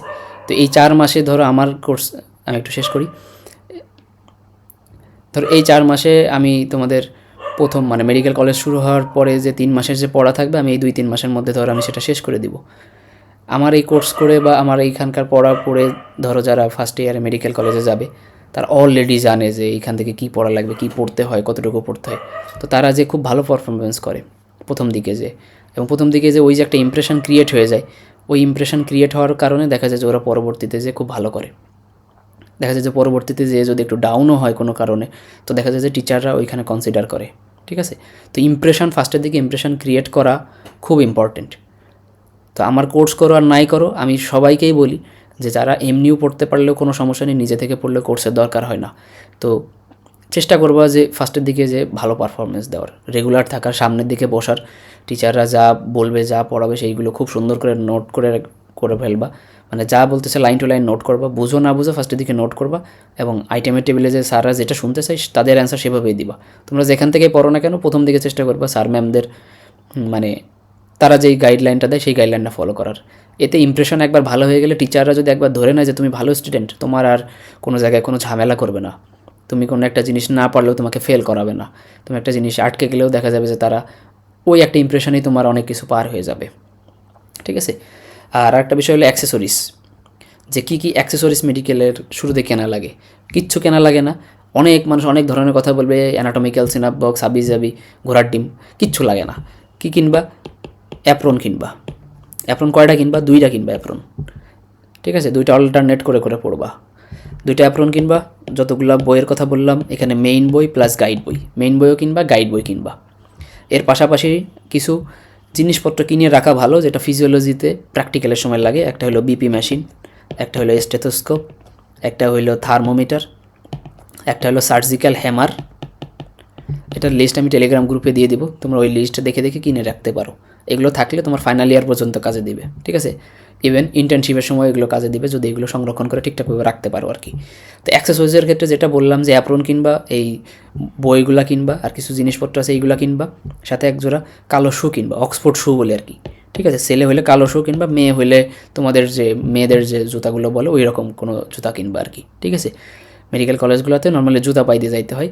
আর গ্যাবার্ডিনের প্যান্ট, যেটা আমি আর কি ড্রেস কোডের মধ্যে আমি আসলে বলতে চাচ্ছিলাম, তো যেহেতু কথাগুলো আসলো সেটা আমি বলেই ফেলি। ড্রেস কোড এখানে ছেলেরা অলওয়েজ শার্ট পরবা, ঠিক আছে, কলারওয়ালা শার্ট পরতে হবে, কোনো গেঞ্জি টি শার্ট এগুলো পরবা না, মানে একদম বের করে দিবে যদি কোনো স্ট্রিক্ট স্যারের ম্যামের সামনে পড়ো, ক্লাস থেকে বের করে দিবে, অপমান করবে, এতে ইমপ্রেশন খারাপ হয়। তো সবসময় শার্ট পরবা, অ্যাপ্রন পরবা, অ্যাপ্রনের বোতাম খোলা রাখবা না, ঠিক আছে। অ্যাপ্রন পরে কলেজে যাবা, অ্যাপ্রনের সামনের এই বোতামগুলো লাগাই রাখবা, গলায় স্টেথোস্কোপ ঝুলাই যাওয়ার দরকার নেই ফার্স্ট ইয়ারে। স্টেথোস্কোপ পরবা তো কখন? তখন থার্ড ইয়ারে উঠবা, ঠিক আছে। তো শার্ট পরবা, অ্যাপ্রন পরবা, গ্যাবার্ডিনের প্যান্ট অথবা বানানো প্যান্ট, দর্জির বা টেইলর দিয়ে বানানো যে প্যান্টগুলো থাকে ওই প্যান্ট, সাথে হলো শু মাস্ট। কেউ স্যান্ডেল, 2 ফিতার জুতা বা 2 ফিতার চটি পাইতে চলে যাওয়া না, এগুলো ব্যাড ম্যানার, এগুলো পছন্দ করে না টিচাররা। আর চুল বড় রাখবা না, চুল অনেক বড় রাখবা না। এই যে আমার চুল দেখতেছে, আমার চুল অত বড় না, মানে মার্জিতভাবে চুল কাটাবা। দাড়িগুলো ওরকম ফ্যাশন স্টাইল মেরে দাড়ি কাটবা না। কেউ যদি মানে ধর্মীয় রিলিজিয়াস পারপাসে দাড়ি রাখো সেই হিসেবে রাখতে পারো, আর যদি না পারো তাহলে সেক্ষেত্রে ওরকম ফ্যাশন করে দাড়ি কাটবা না, ঠিক আছে। এটা হলো ছেলেদের ক্ষেত্রে। আর মেয়েদের ক্ষেত্রে কোনো রকম রেস্ট্রিকশান নাই, মেয়েরা যে কোনো ড্রেসই পরতে পারে, বিশেষ করে 3 পিস বা যেই জিনিসগুলো আর কি, আমি আসলে ড্রেসগুলোর নাম ওরকম জানি না, বাট 3 পিস বা শালীন কোনো ড্রেস বা পোশাক আশাক পরবা, জিন্স প্যান্ট না পরবা, হিল টিল এগুলো না পাই দিয়ে কলেজ আসার চেষ্টা করবা। আর অ্যাপ্রনের বোতামটা ভাই খোলা রাখবা না কেউই, সে মেয়ে হও আর ছেলে হও। সিনিয়ররাও দেখলেও এটা মাইন্ড করে, সিনিয়ররাও তোমাদের নিয়ে কিন্তু অনেক গসিপ করবে। কোনো স্যারের কাছে যে তোমাদের নামে খারাপ মন্তব্য করলে তোমাদের ইমপ্রেশন খারাপ হয়ে যাবে। তো চেষ্টা করবো সবার সাথে ভালোভাবে ব্যবহার করার।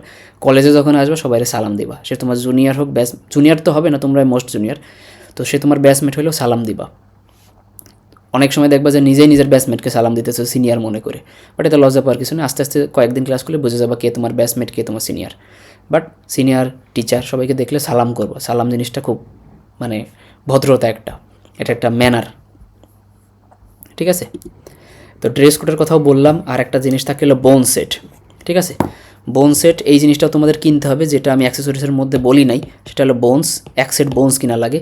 তো একা কিনতে না পারলে 2-3 জন মিলে কিনবা। তো যারা মনে করো হোস্টেলে থাকবা, হোস্টেলে থাকলে ধরো গণরুমে থাকবা, অথবা হোস্টেলে রুম দিতে পারে সর্বোচ্চ, তো এক রুমে 2-3 জন করেও থাকতে হয়, গণরুমে হলে 20-30 জন একসাথে থাকে। তো চেষ্টা করবা 4 জন না হলেও 2-3 জনের একটা গ্রুপ করে এক সেট বোনস কিনবা। এক সেট বোনস কিনতে গেলেও তোমার 30-40 হাজার টাকা লাগবে, ঠিক আছে। তো এত টাকা একা না দিতে পারলে 2 জনে অথবা 3 জনে অথবা 4 জনের একটা গ্রুপ করে বোন সেট কিনবা, ঠিক আছে। এতে খরচ কম পড়বে, বাট বোনস কিন্তু ম্যান্ডেটরি যদি অ্যানাটমিতে ভালো করতে চাও। আর অ্যানাটমি কিন্তু ফার্স্ট ইয়ারের 3টা সাবজেক্টের মধ্যে সবথেকে ভাস্ট, সবথেকে বড়, সবথেকে বেশি টপিকস হলো অ্যানাটমির মধ্যে, তারপরে ফিজিওলজি, তারপর সবথেকে ছোটো সাবজেক্ট বায়োকেমিস্ট্রি। কিন্তু কথায় আছে না যে ছোটো মরিচের ঝাল বেশি, সেরকম একটা সাবজেক্ট হলো বায়োকেমিস্ট্রি। সবথেকে স্টুডেন্টরা সাফার করে বেশি বায়োকেমিস্ট্রিতে, অনেক বেশি পড়া, অনেক বেশি ইনফরমেশন। আর অ্যানাটমি অনেক ভাস্ট পড়াশোনা হইলেও এখান থেকে বুঝে পড়লে মানে বলা যায় যে কোন টপিকসটা আসবে, কোন টপিকসটা লাগবে, ঠিক আছে। আর ফিজিওলজিটাও অনেক বোঝার জিনিস, এটা বুঝে পড়তে হবে আর কি। আর কারোর কোনো কোশ্চেন আছে? যেটুকু বললাম। হ্যাঁ হ্যাঁ, iPad 128 GB enough, more than enough. But কেউ আইপ্যাড কিনলে বা যে কোনো প্যাড কিনলে 64 GB কোনো কিছু কিনবা না। Never buy lowest storage type device. 64 GB কিচ্ছু করতে পারবা না। বুঝি নাই।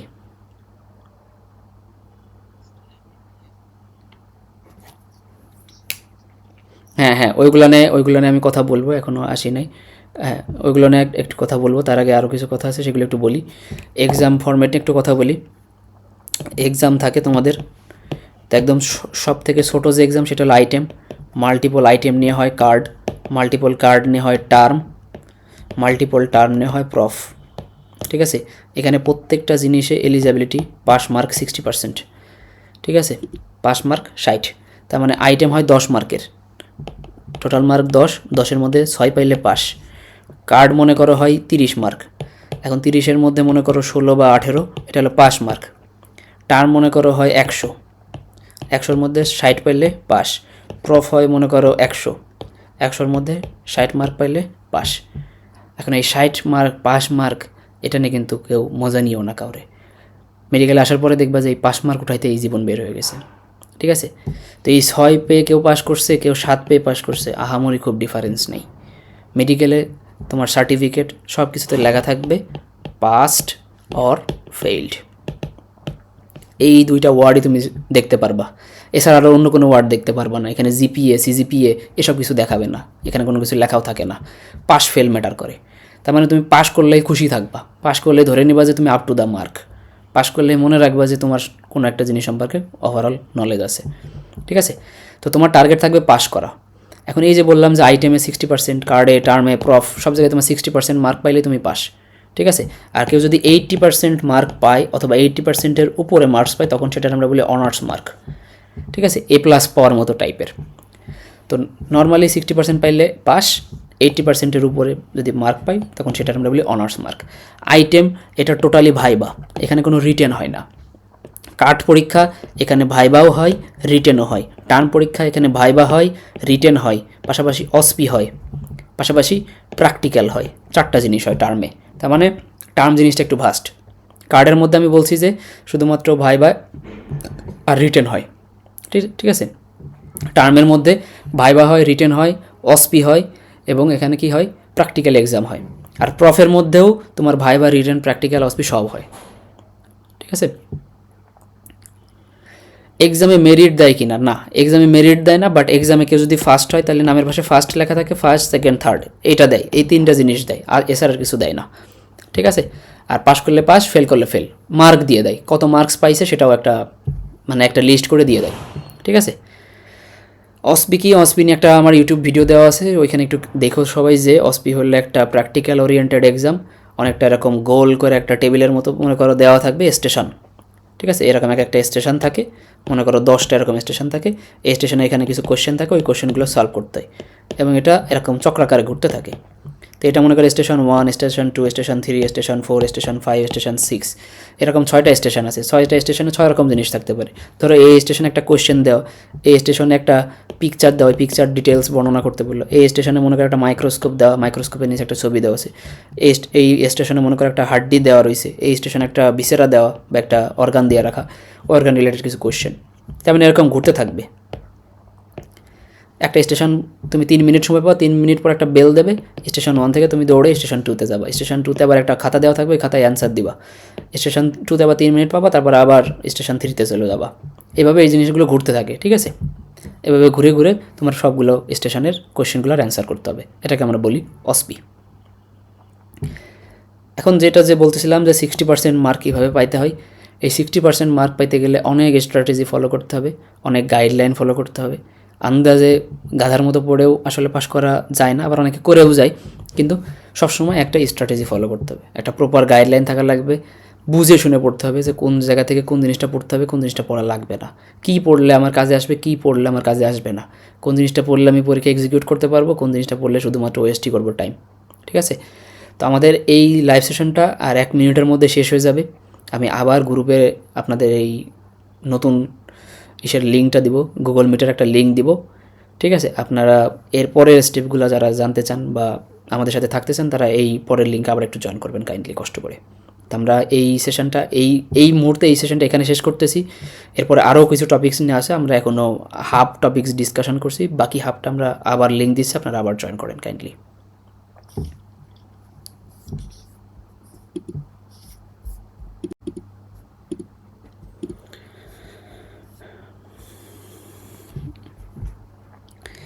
ঠিক আছে, আসলে টপিকসগুলো নিয়ে কথা বললে আসলে অনেক সময় লাগে, তো এই জন্য আসলে 1 ঘন্টার সেশনে সম্ভব না শেষ করা।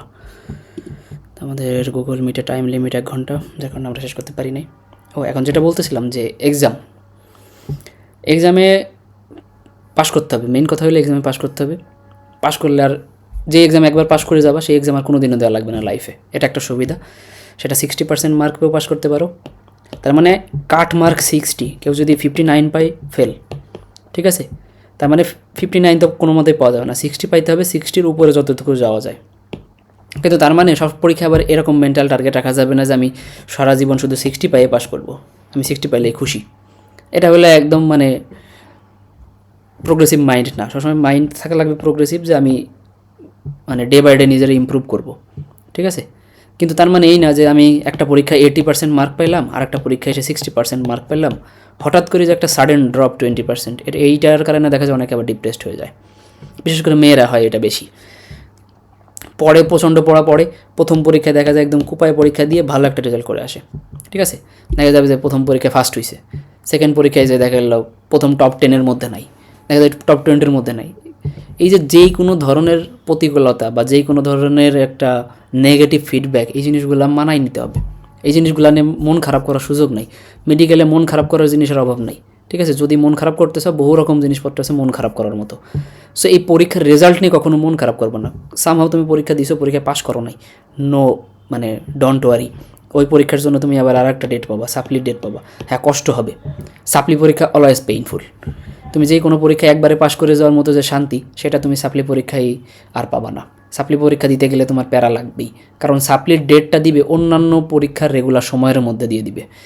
তার মানে এখানকার কারিকুলামটা হলো, ওই যে আমি একটা ভিডিওতে বলছিলাম যে একদম সিঁড়ির মতো। ধরো এই সিঁড়ির একটা স্টেপস, ঠিক আছে?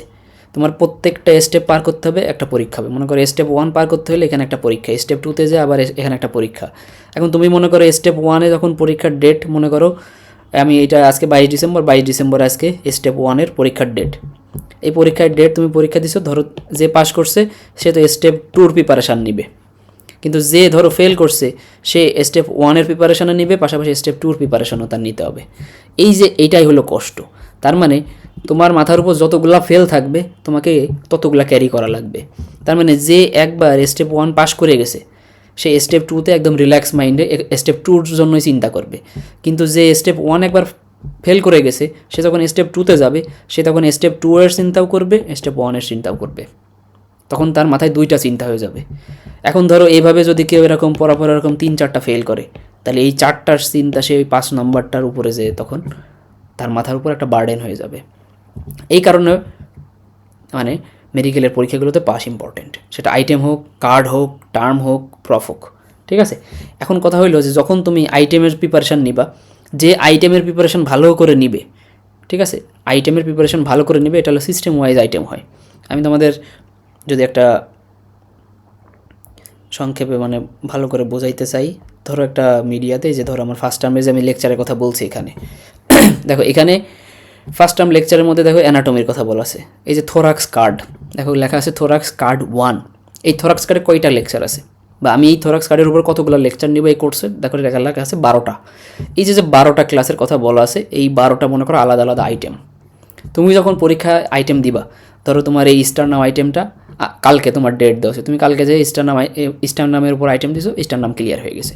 তার মানে ওই স্টার নাম তুমি যদি ভালো করে একবার ক্লিয়ার করে ফেলো, ওই স্টার নাম তোমাকে এই মুহূর্তে দেওয়া লাগবে না। তারপর তুমি সেকেন্ড আইটেম দিছো, এরকম ধরো 12টা আইটেম যখন শেষ হয়ে যাবে, এই 12টার উপর একটা কার্ড এক্সাম হবে, ঠিক আছে। তার মানে আইটেম হবে একটা একটা করে, কার্ড হবে, তখন এই 12টা আইটেম মিলে একটা কার্ড, তখন এই 12টার উপরে তখন তোমার বড় একটা পরীক্ষা নিতে হবে। যখন এই 12টা কার্ড শেষ হয়ে যাবে, 12টা আইটেমের উপর একটা কার্ড শেষ হয়ে যাবে, তখন তুমি সেকেন্ড কার্ডে ট্রান্সফার হবা। ধরো এই সেকেন্ড কার্ড এখানে কি আছে, সুপিরিয়র এক্সট্রিমিটি। এটা আবার বিভিন্ন জায়গায় বিভিন্ন রকম হতে পারে, ঠিক আছে। অনেক জায়গায় অ্যাবডোমেনের উপরে সেকেন্ড কার্ড হয়, তো বাট সেটা মেন ফ্যাক্ট না। ধরো এই যে সুপিরিয়র এক্সট্রিমিটিতে আরও কয়টা ক্লাস আছে, মনে করো আরও এই যে 13টা ক্লাস আছে টোটাল, ঠিক আছে। তাহলে টোটাল এই অ্যানাটমি কার্ড 1 ধরো থোরাক্স, কার্ড 2 হলো সুপিরিয়র এক্সট্রিমিটি। এই যে কার্ড 1 এবং কার্ড 2 মিলে টোটাল কয়টা লেকচার এখানে, কে বলতে পারবা অ্যানাটমিতে? 24টা না 25টা, টোটাল 25টা। তখন আমি তোমাদের বোঝার সুবিধার্থে এটা জিজ্ঞেস করলাম যে এইখানে দেখো রয়েছে কার্ড 1-এ আছে 12টা আর কার্ড 2-তে আছে 13টা, তাহলে টোটাল 25টা। এই 25টা মিলে হলো তোমার অ্যানাটমির ফার্স্ট টার্ম, ঠিক আছে। তাহলে ফার্স্ট টার্মে কিন্তু তোমার টপিক সংখ্যা বেড়ে যাইতেছে। তার মানে আইটেমে টপিক সংখ্যা কম, কার্ডে গেলে অনেকগুলো আইটেম মিলে যেতে একটা কার্ড, সেহেতু সেখানে টপিক সংখ্যা বেশি। আবার টার্ম পরীক্ষা যখন দিতে যাবো, তখন তো অনেকগুলো কার্ড মিলে একটা টার্ম, তখন কিন্তু সিলেবাস বেশি। তার মানে তুমি যদি চিন্তা করো একটা সাইজের উপর, আইটেম হলে একদম নগণ্য একটা জিনিস, আইটেম হলে একটা নগণ্য একদম জিনিস, একদম ছোট্ট একটা জিনিস না একটা আইটেম, একটা সিঙ্গেল টপিক্স না একটা আইটেম। তখন কার্ডের কথা চিন্তা করবে এরকম মাল্টিপল আইটেম নিয়ে একটা কার্ড। যখন টার্ম দিতে যাবা তখন মাল্টিপল কার্ড নিয়ে একটা টার্ম। যখন একটা প্রফ দিতে যাবা মাল্টিপল টার্ম নিয়ে একটা প্রফ, ঠিক আছে। তার মানে তুমি যতগুলো স্টেপ আস্তে আস্তে আগাবা, তোমার প্রত্যেকটা জিনিসের মধ্যে সিলেবাসের সংখ্যা বাড়বে, পড়াশোনার টপিক্সের সংখ্যা বাড়বে, সিলেবাস বেশি বাড়বে এবং পাশ করার চান্সও তত কমবে। তুমি একটা আইটেম খুব সুন্দর করে ভালো করে রাত ভরে একটা টপিক্সের উপরে পড়ে তুমি যাই পরীক্ষা দিয়ে আসবা, আইটেম ক্লিয়ার। কিন্তু কার্ডের আগে ওই চিন্তা করলে হবে না। কার্ডে তখন তোমার আর একটা আইটেম থাকবে না, তখন 8-10টা আইটেম মিলে একটা কার্ড হবে, তখন তোমার পড়ার লোড বেড়ে যাবে, পাশের টেন্ডেন্সি কমে যাবে। সেমভাবে তুমি যখন টার্মের প্রিপারেশন নিবা, টার্ম পরীক্ষার জন্য নিজেরা প্রিপেয়ার করবা, তখন কিন্তু তোমার শুধু ওই একটা আইটেমের মতো ছোটো টপিক্স পড়লে হবে না। যেখানে আগে একটা আইটেমের জন্য পড়তে, একটা টার্ম দেওয়ার আগে দেখা যাবে এরকম আইটেমের সংখ্যা থাকবে 30-40টা, তো ওই 30-40টা আইটেম মিলে তোমার একটা টার্ম প্রিপারেশন দিতে হবে। আর প্রফেশনাল পরীক্ষার কথা তো পড়েই থাকলো। তোমার যখন টার্ম দেওয়ার অ্যাবিলিটি চলে আসবে, তখন তুমি প্রফেশনাল পরীক্ষার চিন্তা করতে পারবা, কিন্তু তুমি আইটেম দিয়ে প্রফেশনাল পরীক্ষার চিন্তা করতেই পারবা না। প্রফের কথা ভাবলেই তোমার মনে করো গা হাত পা কাঁপাকাঁপি শুরু হয়ে যাবে, ঠিক আছে। তো যারা আইটেমগুলো ভালো করে দিতে পারবা, আইটেমগুলো প্রত্যেক দিন সুন্দরভাবে পরে আইটেমগুলো ডেলিভারি করতে পারবা, তারা কার্ডে ভালো করবা। যারা কার্ড ঠিকঠাকভাবে পড়াশোনা করে কার্ড ক্লিয়ার করবা, তারা টার্মে। তার মানে এটা হলো একটা চেইন সিস্টেমের মতো, কোনো জিনিস তুমি স্কিপ করে যাইতে পারবা না। তুমি একবার যদি কোনো একটা আইটেম না পড়ে পাস করো, তার মানে ওই আইটেম যে না পড়ে পাস করছো, হয়তো পাস করে গেছো, কিন্তু ওই আইটেমটা তোমার কার্ডে যে আবার ফেস করা লাগবে। ধরো ওই কার্ডেও তুমি ফেস করলে না, ধরো ওই টার্মে যে তোমার ফেস করা লাগবে ওই টপিক্সটা, তুমি টার্মেও ফেস করলে না, কিন্তু তোমার দেখলো প্রফের বোর্ডে যায় ওই টপিক্সটা তোমার ফেস করা লাগলো, যেটা তুমি আইটেম দেওয়ার সময় ভালো করে পড়ো নাই। এই যে একটা জিনিস, এই জিনিসটাই হলে একটা চেইন আকারে ঘুরতে থাকে। তার মানে তোমার কোনো টপিক্স স্কিপ করার সুযোগ নাই। তোমার কাছে একটা মনে হলো আমি এই টপিক্স ভালো লাগতেছে না, পড়বো না, ওটা করার সুযোগ নাই। তুমি কোনো না কোনো জায়গায় ওই টপিক্সের উপর তোমার মানে ভাই তোমার আক্স করতে পারে। আইটেমে তোমাকে করলো না, কার্ডে করলো না, টার্মে করলো না, প্রফে যায় তোমার ওই টপিক্সের উপরে প্রশ্ন করে দূরে বসলো, না পারলে তো তখন তুমি ফেল করেও যেতে পারো। তার মানে তুমি কোনোটাকেই ওরকম মানে অগ্রাহ্য করতে পারবে না, কোনোটাকে তুমি গুরুত্বহীন মনে করতে পারবে না।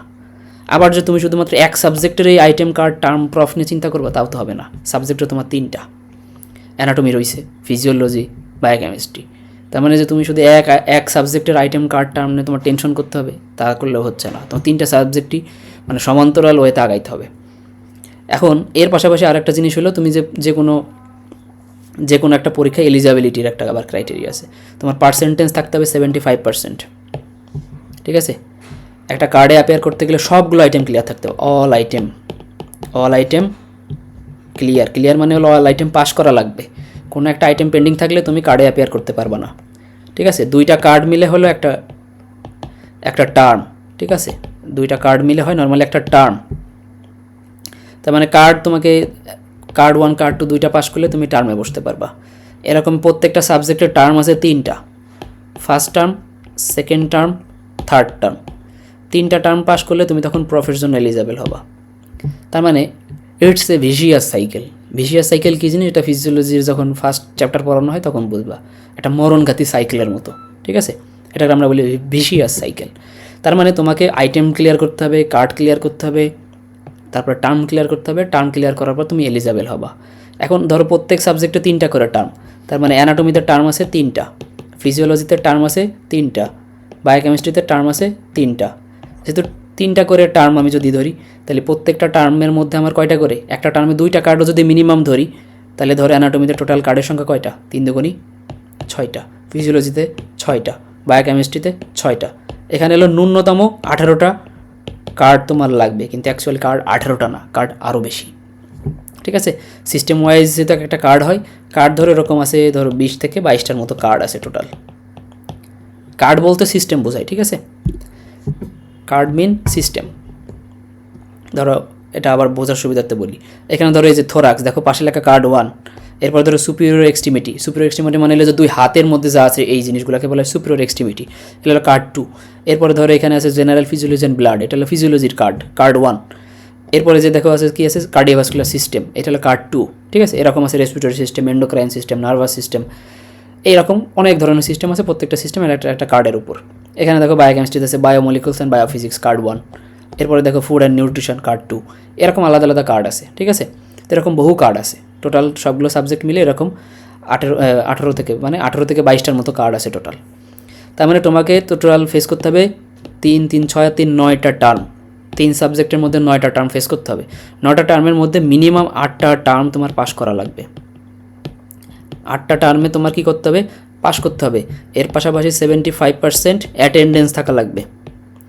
যদি কোনো সাবজেক্টে 100টা ক্লাস হয়, তোমাকে 75টা ক্লাসের মধ্যে উপস্থিত থাকা লাগবে, ঠিক আছে। পার্সেন্টেজের কারণে কিন্তু প্রফে বসতে দেয় না। আবার তোমার টার্ম যদি সবগুলো পাস না থাকে সেটার কারণে বসতে দেয় না। এখন তোমার আলটিমেটলি টার্ম পাস করা মানে কি, তুমি কার্ডও পাস করে আসছো, আইটেমও সব ক্লিয়ার করে আসছো, ঠিক আছে। এটা একদম সহজ হিসাব। তোমার যদি 75% অ্যাটেন্ডেন্স থাকে এবং তোমার যদি 9টার মধ্যে 8টা টার্ম ক্লিয়ার থাকে, তুমি যে কোনো প্রফেশনাল পরীক্ষার জন্য এলিজেবল হবা। এরপরে তুমি ইউনিভার্সিটির আন্ডারে রেজিস্ট্রেশন করে প্রফের জন্য মানে ট্রাই করবা, প্রফেশনাল পরীক্ষায় বসবা, ঠিক আছে। এখানে আরেকটা জিনিস জিজ্ঞেস করছো যে মানে এই পরীক্ষাগুলোর ডিউরেশন কি। আইটেমের কোনো টাইম টেবিল নাই, একসাথে 2-3 জনও যাইতে পারে আইটেম দিতে, একাও যাইতে পারে। স্যারের মন মর্জির উপর ডিপেন্ড করে, 5 মিনিটও আইটেম শেষ হয়ে যেতে পারে, 1 মিনিটও শেষ হয়ে যেতে পারে, 10 মিনিটও শেষ হয়ে যেতে পারে। এটা ছোটোখাটো ভাইবা। কার্ডের এক্সাম হয় নর্মালি 3 ঘন্টার এক্সাম, 3 আওয়ার্স, ঠিক আছে, 3 আওয়ার্স।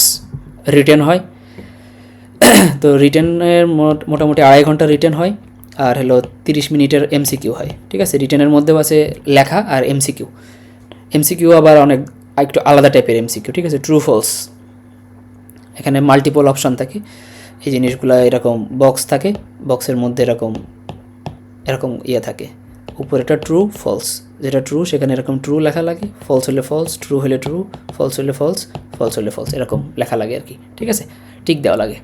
তো ওটার ওএমআর শিট একটু ডিফারেন্ট। তো এটা আবার ম্যাক্সিমাম কলেজে 3 ঘন্টারই হয়, কোনো কোনো জায়গায় 1 ঘন্টারও হতে পারে, ঠিক আছে। এটা আসলে কার্ডের কোনো স্পেসিফিক বলা নাই, কিন্তু টার্ম পরীক্ষা দিতে গেলে টার্ম পরীক্ষা অলওয়েজ 3 ঘন্টার, ঠিক আছে। ওইটার মতো 2.5 ঘন্টা হবে তোমার রিটেন, 30 মিনিট হবে এমসিকিউ। টার্ম পরীক্ষা, প্রফেশনাল পরীক্ষাতেও সেম, প্রফেশনাল পরীক্ষাতেও তোমার 2.5 ঘন্টা রিটেন, 30 মিনিট এমসিকিউ। এবং এই রিটেনেও তোমার 60% মার্ক পেয়ে পাস করতে হবে, এমসিকিউতেও 60% মার্ক পেয়ে পাস করতে হবে। ইন্ডিভিজুয়াল সব পরীক্ষাতেই তোমার 60% মার্ক পাইতে হবে। তার মানে এমসিকিউ ধরো টার্ম পরীক্ষায় তোমার কী কী জিনিস ফেস করা লাগবে, রিটেন, ভাইবা, অসপি, প্র্যাকটিক্যাল, প্রত্যেকটাতে ইন্ডিভিজুয়াল 60% মার্ক পাইতে হবে। কেউ যদি ধরো অসপিতে এসে 60 জায়গায় 50% মার্ক পাইছে, তাহলে পুরো রেজাল্ট আসবে ফেল। ওকে, পুরো রেজাল্ট আসবে ফেল। যে কোনো একটা সেগমেন্টে, এখানে 4টা সেগমেন্ট আছে, এই 4টা সেগমেন্টের মধ্যে কেউ যদি একটা সেগমেন্টে খারাপ করে, ওই একটা সেগমেন্টের কারণে ওই সাবজেক্টে পুরোপুরি ফেল আসবে। সব সাবজেক্টে না, যেই সাবজেক্টের একটা সেগমেন্ট খারাপ হবে। মনে করো ফিজিওলজিতে সে এইরকম কোনো একটা জায়গায় অসপিতে ফেল করছে, তার মানে তার রেজাল্ট ফিজিওলজিটা ফেল আসবে। বায়োকেমিস্ট্রিতে যদি সে পাস করেছে তাহলে বায়োকেমিস্ট্রি পাস, বায়োকেমিস্ট্রি পাস করে গেলে বা অ্যানাটমি পাস করে গেলে ওইগুলোর পরীক্ষা দেওয়া লাগবে না, কিন্তু যেই পরীক্ষা ফেল করছে সেই সাবজেক্টের পরীক্ষা দিতে হবে। ঠিক আছে, মানে সাবজেক্ট যেইখানে সাপ্লাই আসবে শুধুমাত্র সেটুকুই দিবে, কিন্তু যেই সাবজেক্টে করবে সেই সাবজেক্টে সব দিবে। ক্লিয়ার? কোনো প্রশ্ন আছে?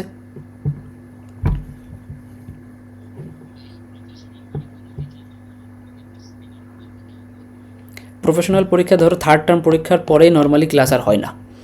ওইখানে ধরো তোমার মিনিমাম 2 মাস, 1 মাস তোমার রেজিস্ট্রেশন অনেক হাবিজাবি, এগুলো করতে করতে দেখা গেল 1 মাসের মধ্যে অনেক সময় চলে যায়।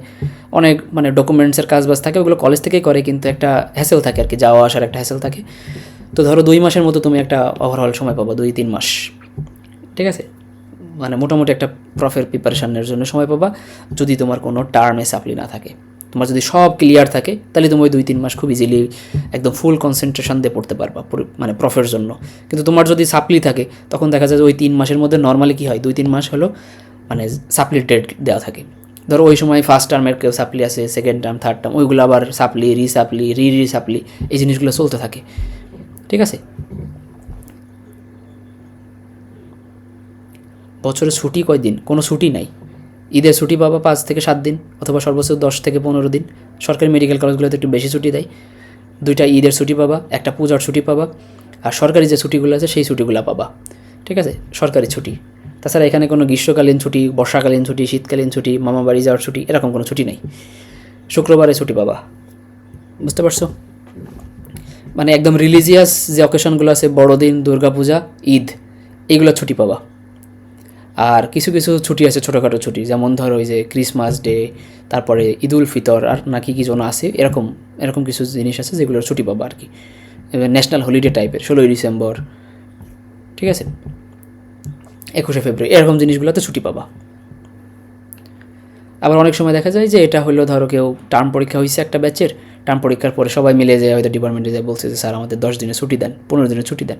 ওটা সবাই মিলে যে চাইলে পরে ছুটি দেয় আর কি। ওটা মানে কলেজ ওয়াইজ ভ্যারি করে, ডিপার্টমেন্ট ওয়াইজ ভ্যারি করে, এটা সব কিছুর উপর ভ্যারি করে, কিন্তু অফিসিয়াল ছুটি ওরকম কোনো ছুটি নেই। তাহলে প্রফের এক্সাম রিকোয়ারমেন্ট এবং এলিজিবিলিটি এটাগুলো তোমরা বুঝতে পারছো আশা করি। কীভাবে পাস করবা, এইবার একটু আসি হলো একটু কিছু মানে টেকনিক্যাল কথাবার্তা। পাস করার নিয়ম, পাস করতে হলে আগে কোশ্চেন ব্যাংক পড়বা। একটা কোশ্চেন ব্যাংক কিনবা, যে কোনো কোম্পানির একটা কোশ্চেন ব্যাংক কিনবা। কোশ্চেন ব্যাংক কিনে কোশ্চেন ব্যাংকে যেয়ে দেখবে যেরকম 3 স্টার কোশ্চেন দেওয়া থাকে, 3 স্টার, 2 স্টার, 1 স্টার, আর একটা আছে স্টারলেস যে কোশ্চেনগুলো, শিট মুছে গেল। তার মানে 3 স্টার, 2 স্টার, 1 স্টার, আর আছে স্টারলেস। যেটা স্টারলেস সেই স্টারলেস প্রশ্ন কখনো ছুঁয়েও দেখবা না। যেটা 3 স্টার সেটা মাস্ট পড়বা, যেটা 2 স্টার সেটা একটু কম পড়বা, যেটা 1 স্টার সেটা পড়তে পারলে ভালো, না পড়তে পারলে দরকার নাই, but 3 star must, 2 star must. এবং এই কোশ্চেন ব্যাংক ইউনিভার্সিটির আন্ডারে থাকে, বিভিন্ন ইউনিভার্সিটি, ডিইউ, আরইউ, ঠিক আছে, সিইউ, প্রতিটা আলাদা আলাদা ইউনিভার্সিটির আন্ডারে আলাদা আলাদা কোশ্চেন ব্যাংক পাওয়া যায়। তুমি যে ইউনিভার্সিটির আন্ডারে পড়বা সেই ইউনিভার্সিটির আন্ডারে কোশ্চেন ব্যাংক কিনবা, অন্য ইউনিভার্সিটির আন্ডারে কোশ্চেন ব্যাংক পড়ে তোমার লাভ নাই। ইউনিভার্সিটি আন্ডারে মানে university wise question pattern change হয়, কোশ্চেন ডিফারেন্ট হয়, ঠিক আছে। যেটা ধরো ঢাকা ইউনিভার্সিটির আন্ডারে ইম্পর্টেন্ট, সেটা দেখা গেলো চিটাগাংয়ের আন্ডারে কখনোই আসে নাই। তো সেইভাবে প্রতিটা ইউনিভার্সিটির আন্ডারে যে কোশ্চেনগুলো থাকে সেগুলো রিটেন কোশ্চেনটা কেউ যদি সলভ করে ফেলতে পারো 3 স্টার কোশ্চেনগুলো, সে বুঝতে পারবে যে রিটেনে কী আসে। রিটেনে পাস মার্ক চিন্তা করে ফেললে রিটেনের পরাদে তুমি ধরো 80% তুমি ভাইভায় কভার দিতে পারবা, 80% তোমার ভাইভা কভার হয়ে যাবে। কিন্তু অ্যানাটমির ক্ষেত্রে হবে না, এটা ফিজিওলজি বায়োকেমিস্ট্রির ক্ষেত্রে হবে, কিন্তু অ্যানাটমির ক্ষেত্রে আলাদা আলাদাভাবে সব কিছু পড়তে হবে, ঠিক আছে। জিনিসটা আরও অনেক ইন্ডিভিজুয়াল কথাবার্তা আসে। তো অত কথা মধ্যে না যাই, পাস করার সব থেকে সহজ টেকনিক হলো আগে রিটেন পড়ে ফেলবা। রিটেন পড়লে বুঝতে পারবা যে আমার ওই টপিক থেকে কী কী জিনিস আসবে রিটেনের পড়া হয়ে গেলে মোটামুটি তোমার 60% পড়া শেষ। 60 থেকে 80% পড়া তোমার রিটেনের মাধ্যমে হয়ে যাবে, বিশেষ করে ফিজিওলজি আর বায়োকেমিস্ট্রি। কিন্তু অ্যানাটমিতে আবার আলাদা করে পড়তে হয়। অ্যানাটমিতে ভাইবার প্রশ্ন আর রিটেনের প্রশ্ন আলাদা, কিন্তু ফিজিওলজি আর বায়োকেমিস্ট্রিতে রিটেনের প্রশ্ন আর ভাইবার প্রশ্ন অলমোস্ট সেম। ঠিক আছে, এবার আসো কিছু মিথ ভার্সেস রিয়েলিটি, যেগুলো আমি এই লাস্ট কয়েকদিন ধরে তোমাদের থেকে হোয়াটসঅ্যাপে বা সব জায়গায় পাইছি। একটা হলো মেডিকেলের পড়াশোনা হার্ড নাকি ইজি, হার্ড ভার্সেস ইজি, এটা নিয়ে কথা আসে। আমি অলওয়েজ বলি যে মেডিকেলের পড়াশোনা হার্ড, ইটস নট ইজি।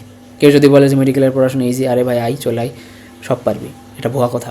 মেডিকেলের পড়াশোনা মানে এত সহজ না, যতটা সহজ মনে করছো ততটা সহজ না, কিন্তু এটা অসম্ভবও না, কঠিনও না।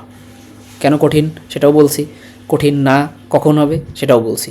কেউ যদি রেগুলারিটি মেনটেন করে, সে যদি দিনের পর দিনে পড়ে ফেলতে পারে, ওই পরীক্ষার আগের রাতে পড়ে কোপাই দিয়ে আসবো, ওই রকম মেন্টালিটি থাকলে এখানে আসলে খুব প্যারায় পড়ে যাবা। এটা হলো মেন কথা।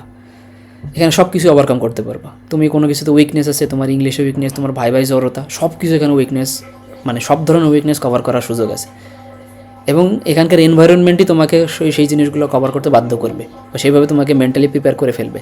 প্রথম দিকে কষ্ট হবে, এখানকার পরিবেশের সাথে মানায় নেওয়া, সব কিছু হবে, কিন্তু আস্তে আস্তে জিনিসগুলোর সাথে অ্যাডাপ্ট করতে হবে। বিশেষ করে যারা ধরো কোনো দিন বাড়ির বাইরে যাও নাই, বিশেষ করে এটা মেয়েদের ক্ষেত্রে বেশি সমস্যা হয়। এক রুমের মধ্যে যখন 20টা মেয়ে থাকে অথবা 20টা ছেলে থাকে, ওই 20টা মানুষের মেন্টালিটি একরকম হয় না। তো তোমরা যখন হোস্টেলে আসবা, তোমরা যখন বাসার বাইরে আসবা মেডিকেলে পড়ার উদ্দেশ্যে, মেন্টালিটি ওই রকম নিয়ে আসবা যে আমি বাড়িতে থাকতে আমার মা আমাকে খাওয়াই দিত, মেডিকেল কলেজের হোস্টেলে আসলে এরকম হবে না। বাড়িতে থাকতে আমি রাত ভর ফোন টিপতাম, লাইট জ্বালাই, করতাম ও করতাম, হোস্টেলে আসলে এই জিনিসটা হবে না। বাড়িতে তোমার সাথে কেউ উঁচু গলায় কথা বলতো না, সবাই তোমাকে খুব আদর করতো, হোস্টেলে আসলে এই জিনিসগুলো হবে না। তো এই জিনিসগুলো মেনটেন করতে হবে, এই জিনিসগুলো ওইভাবে মেন্টালিটি চেক করে আসতে হবে, মেন্টালিটি সেট করতে হবে যে আমি যেখানে যাচ্ছি সেখানে 20টা মানুষের সাথে থাকবে, 20টা মানুষ আমার অপরিচিত, তারা আমার রক্তের কেউ না, তারা আমার আপনজন না, আমার পরিবারের কেউ না। আমি ছোটোবেলা থেকে কীভাবে বড় হয়েছি তারাও জানে না, আমিও জানি না তারা কীভাবে বড় হয়েছে। তো এখানে তোমার কারোর ব্যবহার খারাপ লাগছে, ওই ব্যবহার খারাপ লাগা নিয়ে তুমি কান্নাকাটি করবা, মন খারাপ করে বসে থাকবা, ইটস নট লাইফ, এটা মেডিকেল লাইফ না। যে যেমন আছে, যে যার মতো আছে, তুমি তোমার মতো, তোমার লাইফ তোমার, মানে এখানে আসবা, তোমার প্রতিযোগিতা হবে তোমার সাথে, কে তোমার সাথে খারাপ ব্যবহার করছে ওই নিয়ে কান্নাকাটি করবা। বিশেষ করে মেয়েরা এরকম করে, আর ওই করে এসে দেখা যায় যে মেসেজ দেয় যে ভাইয়া আমি এখানে আর টিকে থাকতে পারতেছি না, আমার রুমমেটটা আমার সাথে ভালো ব্যবহার করে না, খাইতে গেলে ডাক দেয় না, পড়তে বসলে ডাক দেয় না, একা একা পড়ে, আমার পড়াই দেয় না। এরকম না, এখানে কম্পিটিশন সব নিজের সাথে। তুমি একটা পরীক্ষায় 6 পাইছো, চেষ্টা করবে নেক্সট পরীক্ষায় 7 পর। তুমি একটা পরীক্ষায় ফেল করছো, চেষ্টা করো পরের পরীক্ষায় পাস করার। একটা পরীক্ষায় পাস করছো, চেষ্টা করো পরের পরীক্ষায় আরও ভালো করার। একটা পরীক্ষায় থার্ড হয়েছে, পরের পরীক্ষায় চেষ্টা করো ফার্স্ট হওয়ার। তার মানে ডে বাই ডে ইম্প্রুভ করো। একবারে গাছের মাথায় ওঠার দরকার নেই, আবার এক লাফেই সব কিছু মানে কভার করা সম্ভব না। এখানে ওই দেখা গেলো তুমি পাসই করতেছো না, অথচ চিন্তা করতেছো আমি অনার্স পাবো কীভাবে, এরা করা যাবে না। আগে ভাই পাস কনফার্ম করো। পাস কনফার্ম হইলে তুমি মেন্টাল স্ট্রেস থেকে মুক্ত থাকবা, তোমার ওই মানসিক চাপটা থাকবে না। সো এটাই হলো মেন কথা। আরও সবথেকে বড় মানে ধাক্কাটা খাই যে স্টুডেন্টগুলো যারা কোনো দিন ফেল করে নাই, এরা হলো সবথেকে বড় ধাক্কাটা খাই যখন এখানে এসে ফেল করে। ভাই এখানে ফেল মুড়ি মুরগির মতো হয়, তুমি পড়ে যেও বা ফেল করে আসবা, তুমি দেখা গেলো যে না পড়েও পাস করে আসবা। মানে তোমার লাক কখন কোথায় ফেভার করবে তুমি নিজেও জানো না। ওই যে বললাম তুমি খুব ভালো স্টুডেন্ট, তুমি জীবনে কোনো দিন মনে করো জিপিএ 5 ছাড়া কোনো কিছুতে মানে মার্ক পাও নাই, মানে এরকম কোনো খারাপ রেজাল্ট হয় নাই, কোনো পরীক্ষায় 90 নিচে কম পাও না, এরকম না গেলে এখানে তোমার 60 পাইতে ঘাম ছুটে যাবে। ঠিক আছে, আবার দেখা যাবে তুমি ইজিলি এখানে আবার অ্যাডাপ্ট করে নিতে পারবে, ইজিলি তুমি যে কোনো পরীক্ষায় দেখা গেলো 80-90 পেয়ে যাচ্ছ। সো এই জিনিসগুলো নিয়ে হতাশ হওয়ার কোনো সুযোগ নাই, হতাশ হওয়ার কোনো দরকার নেই। তুমি আজকে একটা পরীক্ষা দিয়ে আসলে, পরীক্ষায় ফেল করলে, কালকে তোমার আরেকটা পরীক্ষা আছে, আজকের পরীক্ষা ফেল করে এসে তুমি কান্নাকাটি করবে, কালকের জন্য কে প্রিপারেশান নেবে? কেউ নেই। তার মানে তোমার মেন্টালিটি কীরকম হওয়া লাগবে একটু আন্দাজ করো, যে ধরো আজকে 22 তারিখ, কালকে 23 তারিখ, তারপর দিন 24 তারিখ, পরপর 3 দিন 3টা পরীক্ষা আছে। তুমি আজকের পরীক্ষা দিয়েই আসে বুঝছো যে আমার পরীক্ষা আজকে ফেল হবে। এখন ফেল করে তুমি কান্নাকাটি করবা নাকি 23 তারিখের পড়ার জন্য পড়তে বসবা? তুমি যে আজকের পরীক্ষায় ফেল করে আসছো, না পড়ে তুমি যদি কালকের পরীক্ষার হলে যাও, কালকেরটাও ফেল করবা। যতগুলা ফেলের চাপ তোমার মাথার উপরে আসবে, তত ওই ফেলগুলা থেকে পাশ করার কষ্ট তোমার বাড়বে। একবার যদি এই 2টা সাবজেক্টে ফেল হয়ে যায়, ধরো 2টা এই 22 তারিখের পরীক্ষাও ফেল, 23 তারিখের পরীক্ষাও ফেল, এই 2টা ফেল তোমার পরবর্তীতে আবার যে ওইটা ক্লিয়ার করাই লাগবে। যতক্ষণ না ওই ফেল থেকে তুমি পাস করতে পারবা ততক্ষণ তুমি প্রফেশনাল পরীক্ষায় অ্যাপিয়ার করতে পারবা না। তার মানে তোমার একটা প্রফেশনাল পরীক্ষায় অ্যাপিয়ার করতে হলে তোমার এই প্রফের আগে যতগুলো পরীক্ষা আছে সব পরীক্ষায় তুমি পাস করতে হবে। তো এটা কিন্তু ইজি না। এই গুগল ধাঁধার মধ্যে একবার কেউ পড়ে গেলে সে কিন্তু ডিপ্রেশনে পড়ে যাবে। আমি ভয় দিতেছি না, আমি একদম রিয়েলিটির কথা বলতেছি। এই মিথ অ্যান্ড রিয়েলিটি এই জিনিসটাই। অনেকে মনে করো ওই অ্যাডমিশন টেস্টে আমি মানে ভালো জায়গায় চান্স পেয়ে গেছি, আমার মনে হয় আর কোনো লাইফে প্যারা নেই। প্যারা কেবল শুরু হইলো মেডিকেলে। যদি তোমার সব কিছু এরকম মেন্টালিটি থাকে যে না ফেল করছি তো কী হয়েছে, আমি একটা পরীক্ষায় ফেল করতেই পারি, I am not the best, বা আমি ওরকম বেস্ট না যে আমি মানে সারা জীবনে একদম সব কিছুতে আমি পাস করব। কারণ যে তোমার পরীক্ষা নেবে সে তোমার থেকে বেস্ট, সে তোমার মাস্টার, তুমি মাস্টারের কাছে পরীক্ষা দিতে আসছো। তার মানে তার জ্ঞানের পরিধি আর তোমার জ্ঞানের পরিধি একরকম না। সে চাইলে তোমাকে ফেল করাই দিতেই পারে, এমন কোশ্চেন করবে যে তুমি কোনোদিন শোনোই নাই। সো ফেল নিয়ে কেউ কখনো হতাশ হবা না। ফেল করছে তো কী হয়েছে, এখানে ফেল করলে তোমার কেউ মারবে না, কাটবে না, বকা দিবে না, গালাগালি করবে না। হ্যাঁ, নিজের কাছে কষ্ট লাগবে যে তোমার অন্য বন্ধু, তোমার অন্য রুমমেট যখন পাস করে যাবে, তুমি একা ফেল করছো, অনেক মন খারাপ হবে। বা এটা কোনো মোটিভেশন দিয়ে তোমার এই মন খারাপ মানে কমানো সম্ভব না। কিন্তু নিজেকে ওই রিয়েলিটিটা বুঝ দিতে হবে যে ফেল করছে তো কী হয়েছে, নেক্সটবার পরীক্ষা দিলে পাস করে যাব। এরকম অনেক পরীক্ষা মানে অনেক স্টুডেন্ট আছে যে এক পরীক্ষা 4 বার 5 বার 6 বার 7 বারও দিছে। আমি আমার নিজের লাইফের কথাই বলি, আমি ফিজিওলজিতে 7 বার ফেল করছিলাম। ঠিক আছে, আমার এরকম ভিডিও আমার পেজে দেওয়া আছে, চাইলে দেখে নিতে পারো। আমি ফার্স্ট কার্ডে ফেল করছি, সেকেন্ড কার্ডে ফেল, থার্ড কার্ডে ফেল, ফোর্থ কার্ডে ফেল, ফোর্থ কার্ড বলি কেন, ফার্স্ট কার্ড, সেকেন্ড কার্ড, 2টাতে ফেল করছি রেগুলারে। ঠিক আছে, রেগুলারে ফেল, সাপ্লি দিছি, সাপ্লিতে ফেল, রিসাপ্লি দিছি, রিসাপ্লিতে ফেল। এরপরে এগুলো কার্ড গেল, এরপরে গেছি টার্মে, ফার্স্ট টার্ম, রেগুলারে ফেল, সাপ্লিতে ফেল, রিসাপ্লিতে ফেল। টোটাল কয়বার হয়ে গেল? 1 বার, 2 বার, 3 বার, 4 বার, 5 বার, 6 বার, 7 বার। এই 7 বার ফেল করার পরে যখন আমি রিসাপ্লিতে ফার্স্ট টার্ম দিচ্ছি তখন আমি পাস করছি। ঠিক আছে, এই যে ফার্স্ট টার্ম পাস করতে আমার 7 বার পরীক্ষা দেওয়া লাগছে, তাই বলে কি আমি পাস করিনি? হ্যাঁ, এই ফেল করার পিছনে রিজন আছে, ইমপ্রেশনের। ওই যে কেউ একজন ফার্স্টে জিজ্ঞেস করছিল যে ইমপ্রেশনের কারণে হয় কিনা, এই ইমপ্রেশনের কারণে আমি ফেল করতাম। আমি ফার্স্টের দিকে যে মানে ফিজিওলজিতে যে আমি ডেফিনেশনগুলো আমার বেঁধে যাইতো। আমিও তোমাদের মতো বাংলা মিডিয়ামের স্টুডেন্ট, তো আমি প্রথম দিকে যে আমার এই ভাইবা বোর্ডে যে আমি মানে তোতলাইতাম, ইট মে বি ডিফাইন টু হ্যান, এই পরের বার ভুলে গেছি, আমার পুরো মাথা ব্ল্যাঙ্ক হয়ে গেছে। বা আমি যেই ম্যাডামের কাছে পরীক্ষা দিতে যেতাম, আমার ওরা দেখলে কেন জানি ভয় লাগতো, আমি কথা বলতে পারতাম না, থ্রট ব্লক হয়ে যাইতো। ওই যে একটা ইমপ্রেশন ক্রিয়েট হয়ে গেলো যে এই স্টুডেন্ট কিছু পারে না, এই ছেলেটা পড়াশোনা করে না। অথচ আমি সারা রাত পড়ে গেছি ওই টপিক্সে, আমি কিন্তু বলতে পারি নাই। এই যে বলতে পারি নাই, ম্যাডাম তো দেখবে না যে আমি কয় ঘন্টা পড়ে আসছি, ম্যাডাম দেখবে যে আমি পারতেছি কি না। এই যে পারতেছি না তখনই আমি ফেল করছি। আর এই এক ইমপ্রেশনের কারণে আমার ফিজিওলজি ডিপার্টমেন্টে আমার একটা বদনাম হয়ে যায় যে ও পড়াশোনা করে না। ওই এক ম্যাডামই আমার প্রফেসরদের কানের যে আর কি মানে অনেক কিছু বলতো যে এ পারে না, এই কারণে আমার 7 বার পরীক্ষা দেওয়া লাগছে। অথচ আমি অন্য কোনো ডিপার্টমেন্টে কিন্তু আমি কখনো ফেল করিনি। সো এই যে জিনিসটা বললাম যে ফেল ম্যান্ডেটরি, পাসও ম্যান্ডেটরি। ফেল করলে বুঝতে পারবো তোমার ল্যাকিংস কোথায়, পাস করলে বুঝতে পারবা না তোমার উইকনেস কোথায়। ঠিক আছে, তো যাই হোক, পাস করা লাগবে ম্যান্ডেটরি। ঠিক আছে, আর একটা জিনিসটা হইলেও যার একটা মিথ আছে, মেডিকেলে আসলে মনে হয় লাইফ সেট, মেডিকেলে আসলে লাইফের স্ট্রাগল শুরু। এখান থেকে তোমার জীবনের ডিপ্রেশন কত ধরনের কত কিছু আছে সব কিছু বুঝতে পারবা, শুধু এমবিবিএস কিছুই না। ফার্স্ট প্রপ তোমার মানে যখন এমবিবিএসে ঢুকবা তখন চিন্তা থাকবে ফার্স্ট প্রপ কীভাবে পাস করবো, ফার্স্ট প্রপ পাস করার পর যখন যাবা সেকেন্ড প্রপ, থার্ড প্রপের পর ফাইনাল প্রপের পরে মনে হবে ইন্টার্নশিপে যে কী করবো, ইন্টার্নশিপ শেষ হওয়ার পরে মনে হবে যে ইন্টার্নশিপ শেষে কী করবো। এখন আসি কিছু কথাই আফটার এমবিবিএস লাইফ, যেটা অনেকেই মানে জিজ্ঞেস করতে চাইছিলে এমবিবিএস লাইফে এমবিবিএসের পরে কী করবা, এমবিবিএস পাস করছো এরপরে কী করবা, হয় বিসিএস দাও, বাংলাদেশে থাকলে বিসিএস করো অথবা পোস্ট গ্রাজুয়েশন করো। ঠিক আছে, এখন বিসিএসের প্রিপারেশন কখন থেকে নিতে পারবা, তুমি যখন থার্ড ইয়ারে উঠবা তখন থেকে বিসিএসের প্রিপারেশন নেওয়া শুরু করবা, একদম সেফ জোনে থাকা। আর পিজির প্রিপারেশন কখন নিবা, পিজির প্রিপারেশন ফাইনাল ইয়ার থেকে শুরু করবা, কারণ পিজি বা পোস্ট গ্রাজুয়েশনের যে পরীক্ষাগুলো হয় সেগুলো হলো ফাইনাল ইয়ারের সাবজেক্টের থেকে। তুমি ফোর্থ ইয়ারে উঠে মেডিসিন পড়তে পারবা না, মেডিসিনে কিছু বুঝবা না, তো ফাইনাল ইয়ার থেকে পোস্ট গ্রাজুয়েশনের প্রিপারেশন।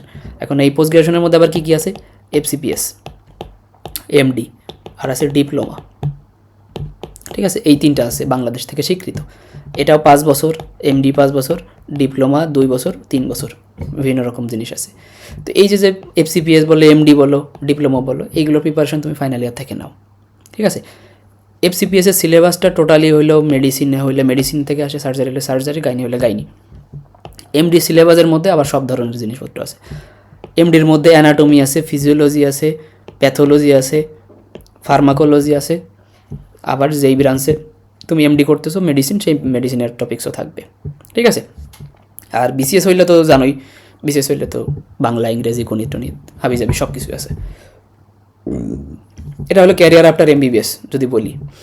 আর কেউ মনে করো সরকারি চাকরি করবা না, পোস্ট গ্রাজুয়েশন করবা, আর পাশাপাশি প্রাইভেট কোম্পানি বা প্রাইভেট হাসপাতালে জব করবা, সেক্ষেত্রে হয় মেডিকেল অফিসার হিসেবে ঢুকতে পারো, অথবা আরএমও অর্থাৎ রেসিডেন্সিয়াল মেডিকেল অফিসার হিসেবে ঢুকতে পারো, অথবা লেকচারার হিসেবে ঢুকতে পারো। ঠিক আছে, এই জবে তুমি যে কোনো প্রাইভেট হাসপাতাল, ক্লিনিক এইসব জায়গায় কাজ করতে পারবা সরকারি চাকরি ছাড়া। সরকারি চাকরি করতে হলে অবশ্যই বিসিএস হওয়া লাগবে। ঠিক আছে, এই হলো 3টা জিনিস। এছাড়া এর বাইরেও আরও অনেক কিছু আছে। ধরো কেউ এমপিএস করতে পারো, এমপিএস করে রিসার্চ করতে পারো। ঠিক আছে, পাবলিক হেলথে ক্যারিয়ার করতে পারো। আবার কেউ যদি কোনো রিসার্চের ক্ষেত্রে, ওই যে একজন জিজ্ঞেস করছে রিসার্চ করা যায় কিনা, এগুলো রিসার্চ করা যেতে পারে। আইআইসিডিডি আর কি একটা জন আছে, ওখানে রিসার্চ করা যায়। আবার কেউ বাইরের দেশে চলে যাইতে পারো লাইসেন্স এক্সাম দিয়ে। কেউ যদি ইউএসএ যাইতে চাও সেক্ষেত্রে ইউএসএমএলএ করবা। কেউ যদি ইউকে যাইতে চাও সেক্ষেত্রে প্লাব দিবা। কেউ যদি অস্ট্রেলিয়া যাইতে চাও সেক্ষেত্রে এএমসি দিবা। আর কেউ যদি মিডিল ইস্টের কান্ট্রিগুলোতে যাতে চাও সেই ক্ষেত্রে ওই দেশগুলোর যে লাইসেন্স পরীক্ষাগুলো আছে সেগুলো দিবা। ঠিক আছে, এইগুলো নিয়ে কথা বলতে গেলে আরও অনেক ডিসকাশন আছে। এগুলোর আবার আলাদা আলাদা এক্সাম ফর্মেট আছে, এগুলোর এক্সাম ফি আছে, এগুলো নিয়ে ডিটেলস অনেক কথাবার্তা চলে আসে। এই এক্সামগুলো নিয়েও আমি ডিটেলস অনেক ভিডিও আমার ইউটিউব চ্যানেলে দেওয়া আছে, তোমরা একটু সার্চ করে দেখতে পারো, অথবা গুগল থেকেও তোমরা ইনফরমেশন নিয়ে নিতে পারো। ঠিক আছে, এগুলো লাইসেন্স এক্সাম। এখন আরেকটা জিনিস বলে রাখি, কেউ যদি লাইসেন্স এক্সাম ফিউচারে দিতে চাও সেক্ষেত্রে ইউএসএমএলই তুমি এমবিবিএস স্টুডেন্ট থাকাকালীনই দিতে পারবা। অর্থাৎ 3rd প্রফেশনাল পরীক্ষা পাশ করলেই তুমি ইউএসএমএলই স্টেপ 1 স্টেপ 2তে বসতে পারবা। ঠিক আছে, এরপর হচ্ছে যেটা প্লাবটা তোমার ফাইনাল প্রফ পাস করার পরে দিতে পারবা। এখানে ইন্টার্নশিপ ম্যান্ডেটরি না প্লাবের ক্ষেত্রে। এএমসি দিতে হইলে তোমার ফাইনাল প্রফ পাস করতে হবে, প্লাস ইন্টার্নশিপ কমপ্লিট থাকা লাগবে, তারপর তুমি এএমসিতে বসতে পারবা। ঠিক আছে, ইউএসএমএলই অনেক কস্টলি, প্লাবও অনেক কস্টলি, এএমসিও অনেক কস্টলি। ঠিক আছে, ইউএসএমএলএর স্টেপ 1 দিতে গেলে তোমার মিনিমাম 1 লাখ টাকার মতো খরচ হবে। প্লাব দিতে গেলেও তোমার ওরকম 60,000 টাকার মতো খরচ হবে। এএমসি পার্ট 1 দিতে গেলে মিনিমাম 4 লাখ টাকার মতো খরচ হবে। ঠিক আছে, তো ইউএসএমএলএর ক্ষেত্রে পার্ট আবার কয়েকটা আছে সেটা একটু বলে দিই। USMLE step 1, step 2, step 3। Step 2-র মধ্যে আবার আছে সিকে অ্যান্ড সিএস, টোটাল 4টা পার্ট। এটা হলো ইউএসএমএলই। ঠিক আছে, প্লাবের মধ্যে 2টা পার্ট আছে, প্লাব 1 এমসিকিউ, প্লাব 2 এটা হলো ক্লিনিক্যাল, 2টা পার্ট। এএমসিও 2টা part, AMC MCQ, AMC clinical. ঠিক আছে, ইউএসএমএলই স্টেপ 1 স্টেপ 2 এই দুটো তুমি বাংলাদেশ থেকে বসিয়ে দিতে পারবা, স্টেপ 1 স্টেপ 2। ঠিক আছে, প্লাবের ক্ষেত্রে প্লাব 1 এমসিকিউ এটা বাংলাদেশ থেকে দিতে পারবা, প্লাব 2 ম্যানচেস্টার অর্থাৎ ইংল্যান্ডে যে দিতে হবে। আর ইউএসএমএলএর স্টেপ 3 অ্যান্ড সিএস এটাও তোমার মানে অস্ট্রেলিয়া ইউএসএ যে দিতে হবে। আর এমসিকিউ মানে এমসিকিউ এটা বাংলাদেশ থেকে দেওয়া যায় না, এটা বাইরের দেশ থেকে দিতে হয়। এটার এক্সাম ফি অনেক, এটা প্রায় টোটাল 4 লাখ টাকার মতো খরচ হয় স্টেপ 1-এ, আর স্টেপ 2-তে প্রায় 6 লাখ টাকার মতো খরচ হয়। প্লাবের এমসিকিউতে মনে হয় আনুমানিক 1 লাখের মতো খরচ হবে, প্লাব 2 দিতে গেলে প্রায় 2-3 লাখ খরচ হবে। আর ইউএসএমএলএর প্রত্যেকটাই স্টেপে মোটামুটি 80,000 থেকে 1 লাখ টাকার মতো খরচ হবে। সো এগুলো খুবই কস্টলি এক্সাম। বিসিএসের ক্ষেত্রে কোনো কস্ট নাই, বিসিএসের ফর্ম ফিল আপ 200 টাকা। এফসিপিএস দিতে গেলে এফসিপিএসের জন্য ফর্ম ফিল আপ মনে হয় 11,000 টাকা, নাকি 11,000 টাকাই মনে হয়। এমডির জন্য এটা মনে হয় 7,000 টাকা, ডিপ্লোমা মনে হয় এটাও 7,000 টাকা। এগুলো হলো ফর্ম। ঠিক আছে, পরীক্ষার ফি। এগুলো যেহেতু আমাদের দেশি সেগুলো কম। আর যদি কেউ রয়্যাল কলেজ ডিগ্রির জন্য আগাও অর্থাৎ এমআরসিপি, এমআরসিএস, এমআরসিওজি। ঠিক আছে, এমআরসিপি হলো মেডিসিনের, এমআরসিএর সার্জারি, এমআরসিওজি এটা হলো গাইনি অনপস।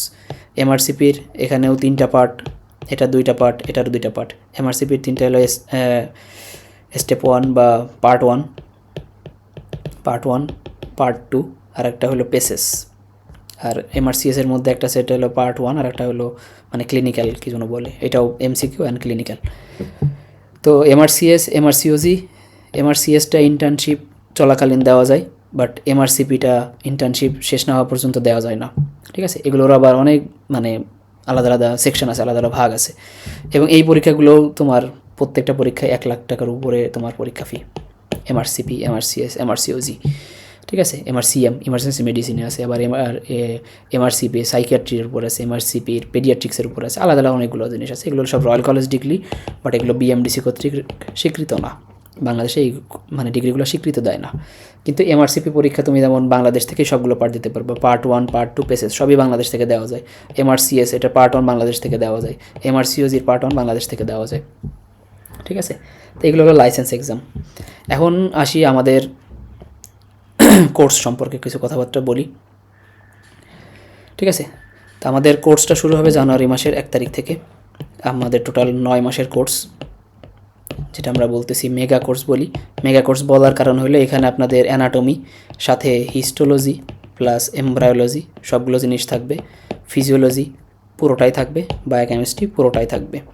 এবং আমাদের এখানে কোনো স্পেসিফিক বই থেকে পড়ানো হয় না, আমরা সবগুলো বই থেকে কম্বাইন করে স্টুডেন্ট ফ্রেন্ডলি মানে যেই নোটসগুলো দিলে আপনারা বুঝতে পারবেন কোন জিনিসটা পড়তে হবে রিটেনের জন্য, কোনটা ভাইবার জন্য, কোনটা না পড়লে ফেল করবেন, কোনটা না বললে ফেল করবেন, কোনটা মাস্ট বলতে হবে, এই জিনিসগুলো নিয়ে আসলে আমাদের নোটস বা পিডিএফগুলো আমরা দিয়ে থাকি, ঠিক আছে।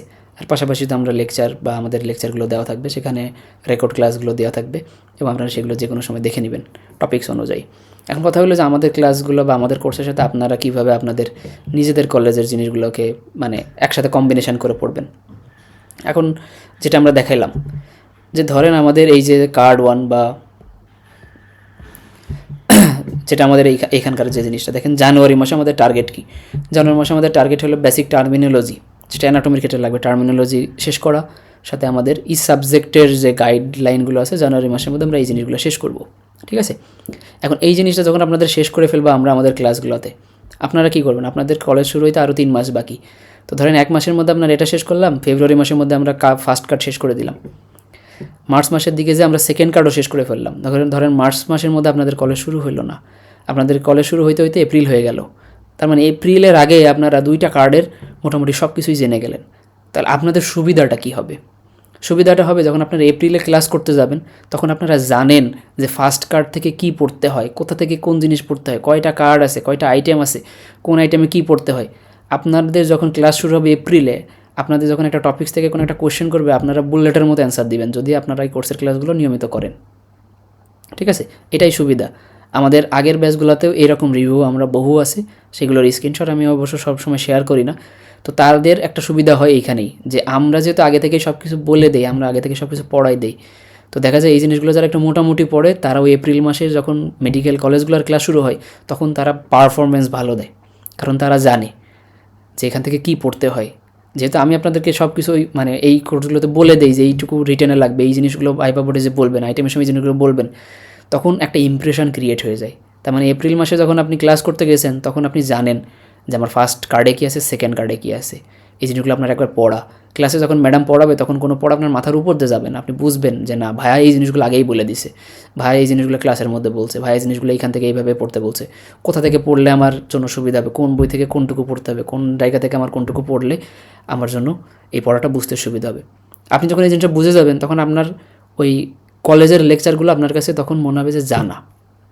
ম্যাডাম আপনার যাই পড়াক না কেন, যে বই পড়াক না কেন, আপনি বুঝবেন যে হ্যাঁ এই জিনিস তো আমি জানি, এই জিনিস তো আমি পড়ছি, এই জিনিস তো আমার এভাবে পড়তে হবে, এখান থেকে এই জিনিসটাই আসবে, এখান থেকে এই রিটেনটাই আমার প্রফেশনাল পরীক্ষাতে আসবে।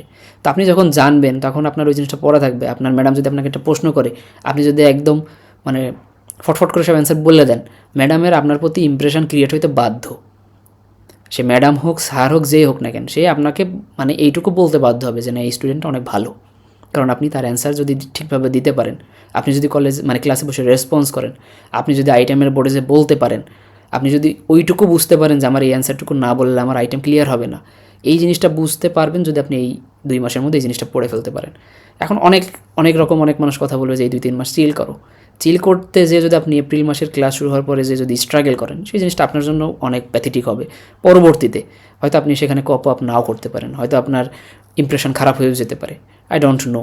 আবার আপনার এটা নাও হতে পারে, আপনি দেখা গেলো প্রথম থেকে ভালো স্টুডেন্ট, আপনি ওখানে ভালো করে ফেললেন।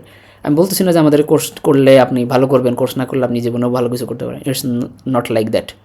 কোর্স করলে সুবিধা আছে, কোর্স না করলেও সুবিধা আছে। আপনারা কোর্স করতে চাইলেও করতে পারেন, না করতে চাইলেও কোনো সমস্যা নেই, ঠিক আছে। আপনাদের আগের ব্যাচগুলোতেও এরকম বহু মানুষ আমার কোর্সে ছিল, হয়তো আপনাদের মধ্যেও অনেক মানুষ এখন কোর্সে ভর্তি হবে, না হলেও সমস্যা নেই।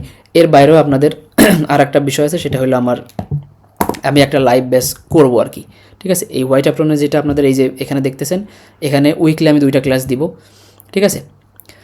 এখানে উইকলি 2টা ক্লাস দেওয়া থাকবে, 2টা ক্লাসের রেকর্ড দেওয়া থাকবে। আমি এইভাবে ক্লাসগুলো নিব, নেওয়ার পরে এখানে নন ইন্টারাপ্টেড ক্লাসগুলো আমি রেকর্ড আপলোড দিব, ঠিক আছে। লাইভ ক্লাসে একটা ইন্টারাপশান হয়ে যায়, আমি একটা জিনিস পড়াইতে যাচ্ছি, পড়াচ্ছি, মাঝখান থেকে একটা হুট করে একজন কোশ্চেন করলে ওই যে একটা ফ্লোটা নষ্ট হয়ে যায়, যেটা লাইভ ক্লাসের সমস্যা হয়।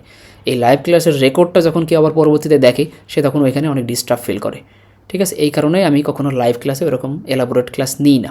প্রথমে আমি কোনো একটা টপিক্সের উপর আমি একটা রেকর্ড ক্লাস দিব, ধরেন এখানে আমি স্টার নাম পড়াইতেছি, খুব সুন্দর করে স্টার নাম পড়ালাম, তারপর আমি পরের লেকচারে থোরাসিক কেজ অ্যান্ড মিডিস্টার নাম পড়ালাম। এই 2টা লেকচার আমি আপলোড দিয়ে দিব পুরো লেকচার নিয়ে।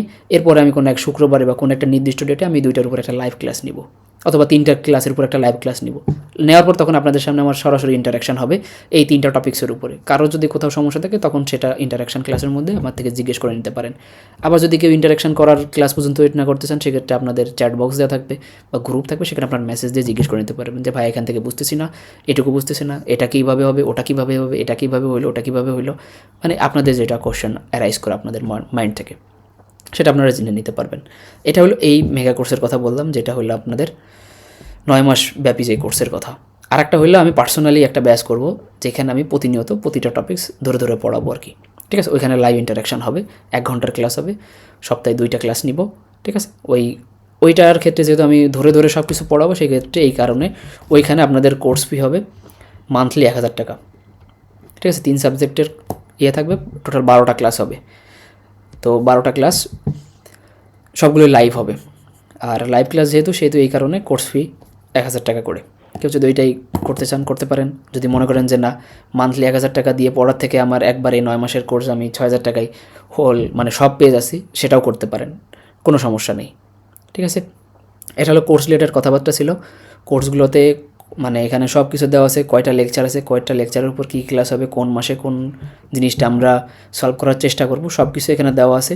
এবং প্রত্যেকটা লেকচার আপনাদের একটা প্রাইভেট ফেসবুক গ্রুপে আপলোড দেওয়া থাকবে, এবং সেখানে আপনাদের 2 বছরের অ্যাক্সেস দেওয়া থাকবে। আপনার ওই কোর্সের ক্লাস 2 বছর পর্যন্ত পাবেন, ইভেন আরও বেশি সময় আপনারা ওইটা অ্যাক্সেস পাবেন।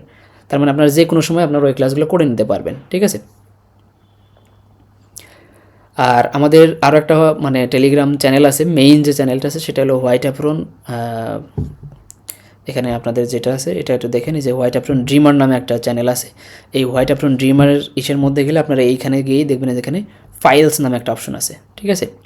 এই যে এখানে দেখেন ফাইল অপশন আছে, এই ফাইল অপশনের মধ্যে গেলে দেখবেন যে এখানে বহু রকম বই দেখেন, এখানে anatomy, Arif anatomy volume 1, 2, 3, Robbins pathology, ঠিক আছে, Arif biochemistry, blueprint biochemistry, physiology, osteology, সব বইয়ের এরকম পিডিএফ দেওয়া আছে। আপনারা এখান থেকে যে খুব সুন্দর করে এখানকার এগুলো নিয়ে নিতে পারবেন। তারপর দেখেন অন্য জায়গায় মানে সব সাবজেক্টের সব কিছু এখানে দেওয়া আছে, ঠিক আছে।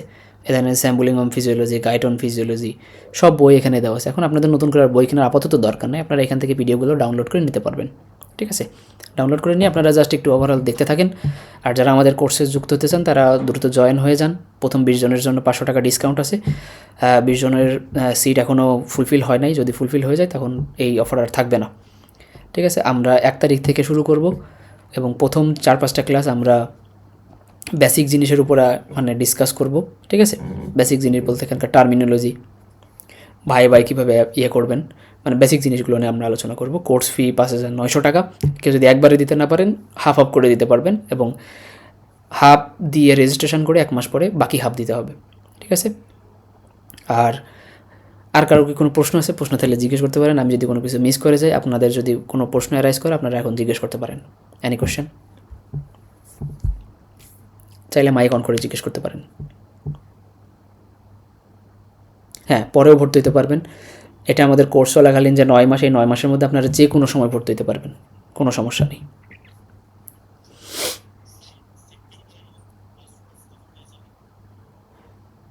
মানে সেপ্টেম্বর 2026 সেপ্টেম্বর। হ্যাঁ, আমাদের কোর্স কভার হয়ে যাবে, আমাদের যে একটা টাইম শিডিউল দেওয়া আছে এই টাইম শিডিউলের মধ্যে হয়ে যাবে আশা করি।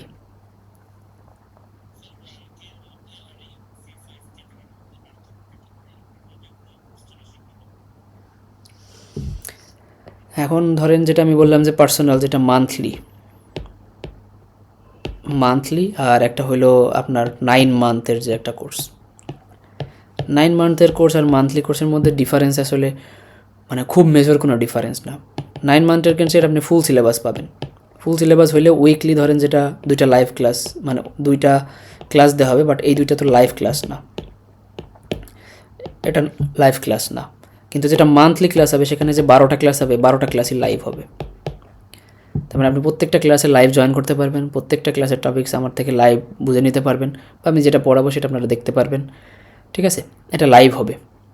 আর এখানে যেটা থাকবে সেটা একটা করে মান্থলি, তার মানে আপনি মেগা কোর্সে যেটা আছে সেটা আপনি মাসে 4টা লাইভ ক্লাস পাবেন, 4টা লাইভ। আর মান্থলি যেটা সেখানে 12টা ক্লাস পাবেন, 12টাই লাইভ। ডিফারেন্স হলো এটাই। আর যেহেতু লাইভ ক্লাস হবে সেহেতু এখানে সব কিছুই মানে একদম ফেস টু ফেস এরকম আলোচনা করবো। এখন আমি আপনাদের সাথে যেমন ইন্টারাকশান করতেছি ওইখানেও তো এরকম ইন্টারাকশান হবে। বাট হ্যাঁ, 9 মান্থসের যে মেগা কোর্স সেখানেও আপনার ইন্টারাকশান হবে, সেখানে উইকলি একটা করে ইন্টারাকশান হবে, কিন্তু সেখানে 3-4টা টপিক্সের উপর ইন্টারাকশান হবে, সেখান থেকেও আপনারা মানে জিজ্ঞেস করে নিতে পারবেন। আমাদের কোনো এক্সাম নেবেন কি না? হ্যাঁ, এক্সাম আমি আপনাদেরকে এক্সাম আপনাদের নেওয়া হবে, যেটা মান্থলি ব্যাচ থাকে সেখানে এক্সাম নেওয়ার ইয়ে থাকে। আর যেটা মেগা কোর্স সেখানে সেখানে আপনাদের ফরম্যাট দিয়ে দেওয়া হবে, কোশ্চেন দিয়ে দেওয়া হবে, অথবা এমসিকিউ এক্সাম নেওয়া হবে, ওখানে ভাইবা এক্সাম নেওয়া পসিবল না। ঠিক আছে, কারণ আপনাদের কলেজের পরীক্ষা থাকবে, সেই কলেজের পরীক্ষার পাশাপাশি আপনারা আমার সাথে মানে লাইভ এক্সাম দিয়ে আপনারা ওইটার সাথে কোপ আপ করতে পারবেন না।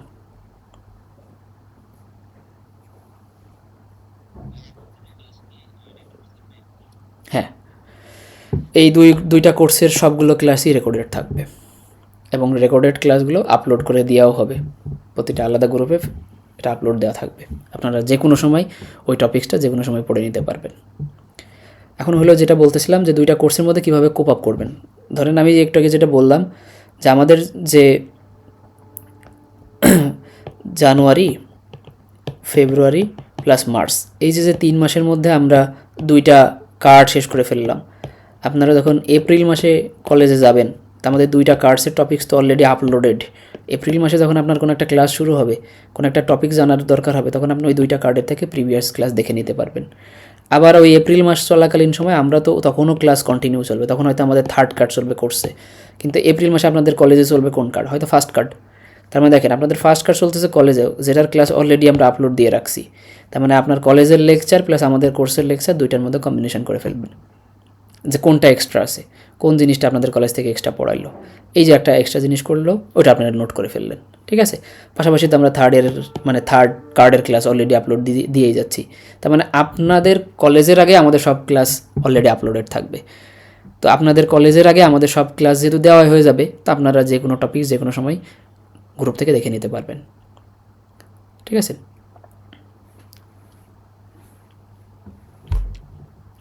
আর কোনো প্রশ্ন?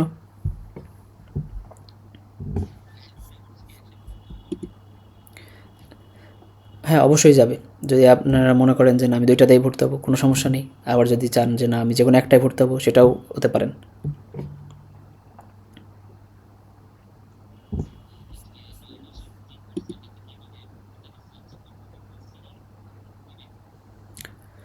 হ্যাঁ, প্রতিটা সাবজেক্টের 2টা করে উইকলি, কিন্তু প্রতিটা সাবজেক্টের আমরা মানে ওইখানে 2টা ক্লাস বলতে কিন্তু এই যে 2টা ক্লাস উইকলির কথা বলা আছে, এখানে 2টা ক্লাস হবে ফিজিওলজি 2টা, অ্যানাটমি 2টা, বায়োকেমিস্ট্রি 2টা, তার মানে টোটাল ক্লাস হবে 6টা।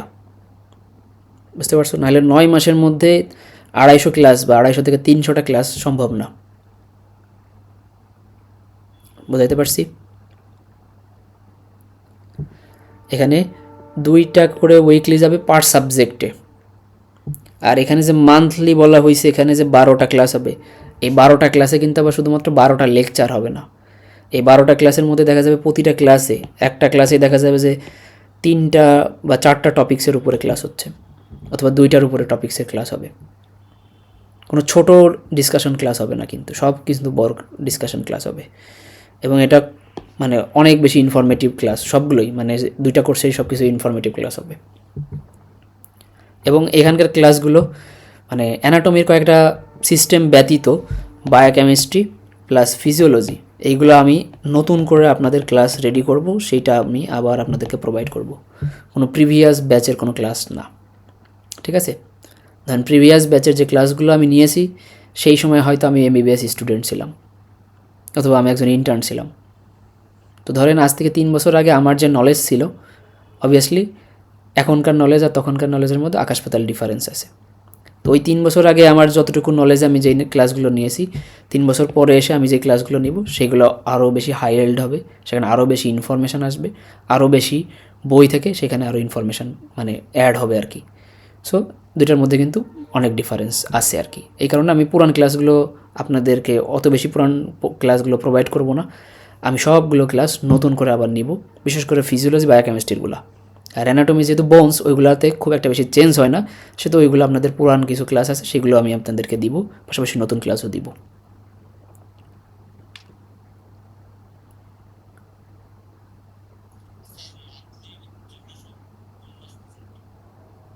মান্থলি ডিউরেশন চলবে একদম আপ টু দ্য প্রফ। ওটা 9 মাস না, ওটার একদম 12 মাস থেকে মানে 16 মাস পর্যন্ত চলবে।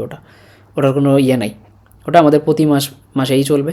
আপনারা যদি মনে করেন যে না আমি শুধুমাত্র জানুয়ারি মাসের জন্য করবেন, জানুয়ারি মাসে যেই টপিকসগুলো দেওয়া থাকবে আপনারা আগে দেখবেন যে ওই টপিক্স আপনার লাগবে কি না। যদি দেখেন যে না এই টপিক্স এই মাসে যেতে হচ্ছে, আমি এই টপিকগুলো আমার দরকার, তাহলে আপনি ওই মাসে এনরোল করবেন। পরের মাসে যদি দেখেন যদি অন্য কোনো টপিক্স পড়াইতেছি বা যেই টপিক্স পড়াচ্ছি সেই টপিক্স ওই মাসে আপনার দরকার না, আপনি ওই মাসে তখন এনরোল করবেন না। এটা হলো মান্থলি ব্যাচের সুবিধা, যে আপনি আগে দেখবেন যে আমাদের ওই মাসের কোর্স প্ল্যান কী। যদি দেখেন যে না আমার এই কোর্সগুলো আমার এই মুহূর্তে দরকার, আপনি তখন ভর্তি হবেন ওই মান্থলি প্ল্যানে। আর যদি না থাকে, মনে চিন্তা করেন যে না আমার সবই দরকার, আমি একদম সেফ জোনে থাকতে চাই, আমার প্রথমবারের এসে আমার একটু টাকা বেশি লাগলো, আমি একবারে ফুল সিলেবাস আমার কভার হয়ে যাক, তাহলে আমি বলবো যে মেগা কোর্সে ভর্তি হয়ে যান। যদি কেউ কোর্স করতে চান আর কি আমার কাছে, মেগা কোর্সে ভর্তি হলে আপনার আর কোনো টেনশন থাকবে না, আপনি সব ক্লাস পাবেন, একদম প্রফেশনাল পরীক্ষার জন্য যা যা লাগবে সব পাবেন।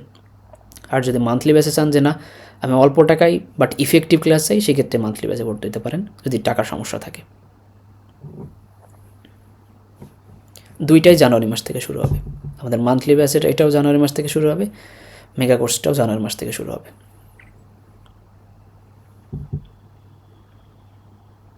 আর কোনো প্রশ্ন আছে আপনাদের?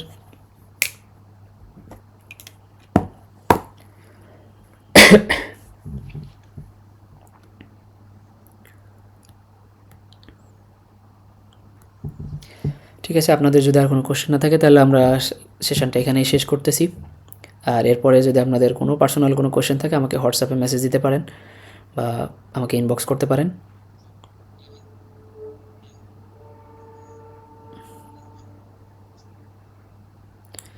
রাকিবুল, তোমার কথা বেঁধে বেঁধে আসতেছিল, আমি বুঝতে পারি নাই, আবার একটু বলো।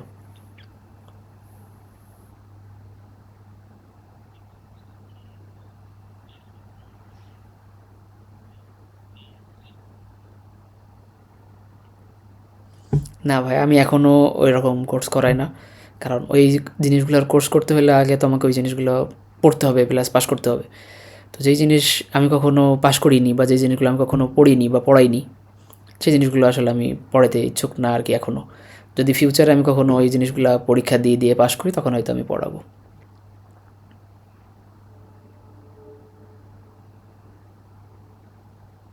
হ্যাঁ অবশ্যই, এই ফ্রি টাইমে আপনারা ইংলিশের স্পোকেন ক্লিয়ার করা অনেক ভালো হবে। আপনারা যদি এই চান যে এই 3 মাসের মধ্যে একটা কোনো একটা স্পোকেন ইংলিশের কোর্সে ভর্তি হয়ে যাবেন, হয়ে আপনারা একটু ফ্লুয়েন্সি আনবেন ইংলিশ স্পিকিংয়ে, আপনারা ভর্তি হতে পারেন, মানে গ্রেট ডিসিশন।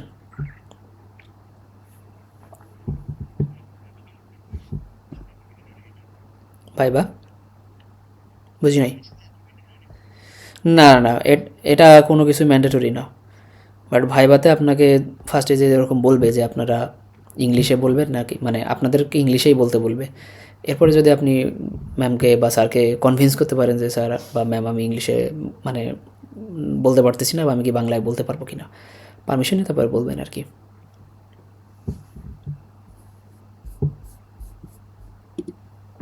আর কোনো কোশ্চেন?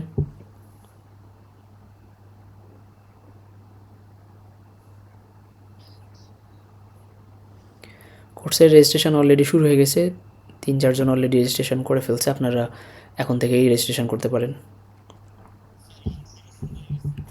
হ্যাঁ, দুইটারই রেজিস্ট্রেশন চলতেছে। আপনারা যদি করতে চান তো রেজিস্ট্রেশন করে ফেলতে পারেন। আমরা খুব দ্রুতই ক্লাস শুরু করবো আর কি।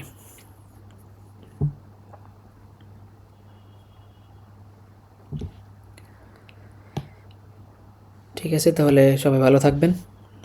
এরপরে যদি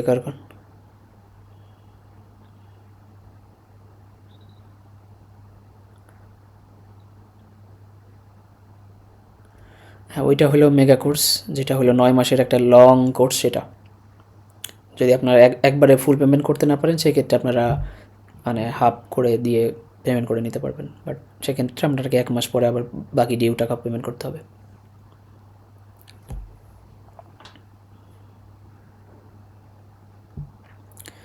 ঠিক আছে, তাহলে আজকের মতো এখানেই শেষ করতেছি।